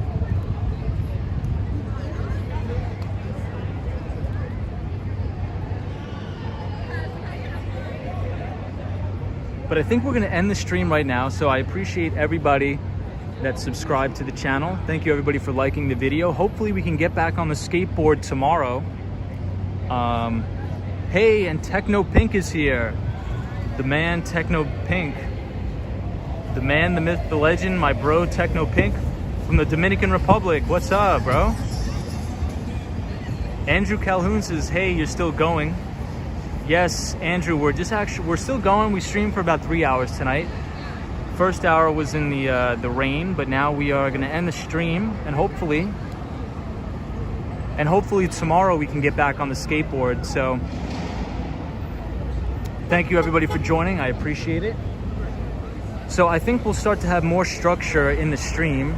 So during the weekdays, we'll have a specific topic to talk about, but on the weekends, we'll sort of just freestyle it. So on Saturdays and Sundays, we'll just talk about whatever, skateboard around the city, hang out. But Monday through Friday, we will have a structured topic to discuss and talk about. So thank you, everybody. I'm gonna end it here. My phone is on 10% battery. Josh D, thank you so much. Champagne says, be safe out there. Tom, thank you so much for watching Champagne. I appreciate it. Out and about, as always, thank you. Allie is our new viewer from Richmond, Virginia. So Allie, thank you so much for watching, and I hope to talk to you on new streams in the future. Little NYC says, have a good night, Tom. Thank you, Little NYC. Photos from Around New York, which is our newly minted moderator. Photos from Around New York is great. Thank you, Photos from Around New York. Yes, Andrew Calhoun is a very good moderator of ours. He is from Australia. Great guy. So Andrew, thank you for everything you do for the channel, my friend. We appreciate you. June is our pal from the Philippines. Thank you so much for joining. The Swan, our pal from Ireland. Thank you for joining. Lupe, another pal from Oklahoma. Thank you so much for joining, Lupe. Always a pleasure to talk to you on the stream. Our pal, Lupe. Letty Munoz from Chile, I believe, right? From Chile, Letty Munoz, thank you. Have a good night from Chile. Michael DaCosta, take it easy, my friend. Fancy Face says, hi, skate bro. Fancy Face, we're just ending the stream, but I always appreciate you being on here. Hasta mañana says Letty Munoz. Have a good night, Tom, says Zap Allen. Appreciate you being on. Andrew, thank you. Appreciate everybody. So thanks everybody for subscribing. If you like that if you like the content, feel free to leave a like. I appreciate everybody here. Charlie, thank you. Techno Pink, thank you. Little NYC, thank you. The Swan, Super Beast, thank you. Out and About, Ali, appreciate it. The ABX Girl, as always, our pal from the Bronx, thank you so much for watching. Felix says, bye Tom, have a good night. Thank you so much, Felix. Fancy Face, I know, but I saw you live, so I figured I just had to pop on and say good night. Thank you so much, Fancy Face. I appreciate that. Sam is our other pal from Toronto, Canada. Thank you so much, Sam. We got a skate bro right here. Awesome. Techno Pink, have a good night. Out and About says, public schools should teach kids at a young age about investments. I agree. Lupe says, good night, Tom. Super Beast, take it easy, pal. Whiplash says, good night, all. Everybody have a great weekend. Be safe. Thank you for joining and subscribing the channel and liking the video. And I will see you all tomorrow. Please be safe. See you tomorrow.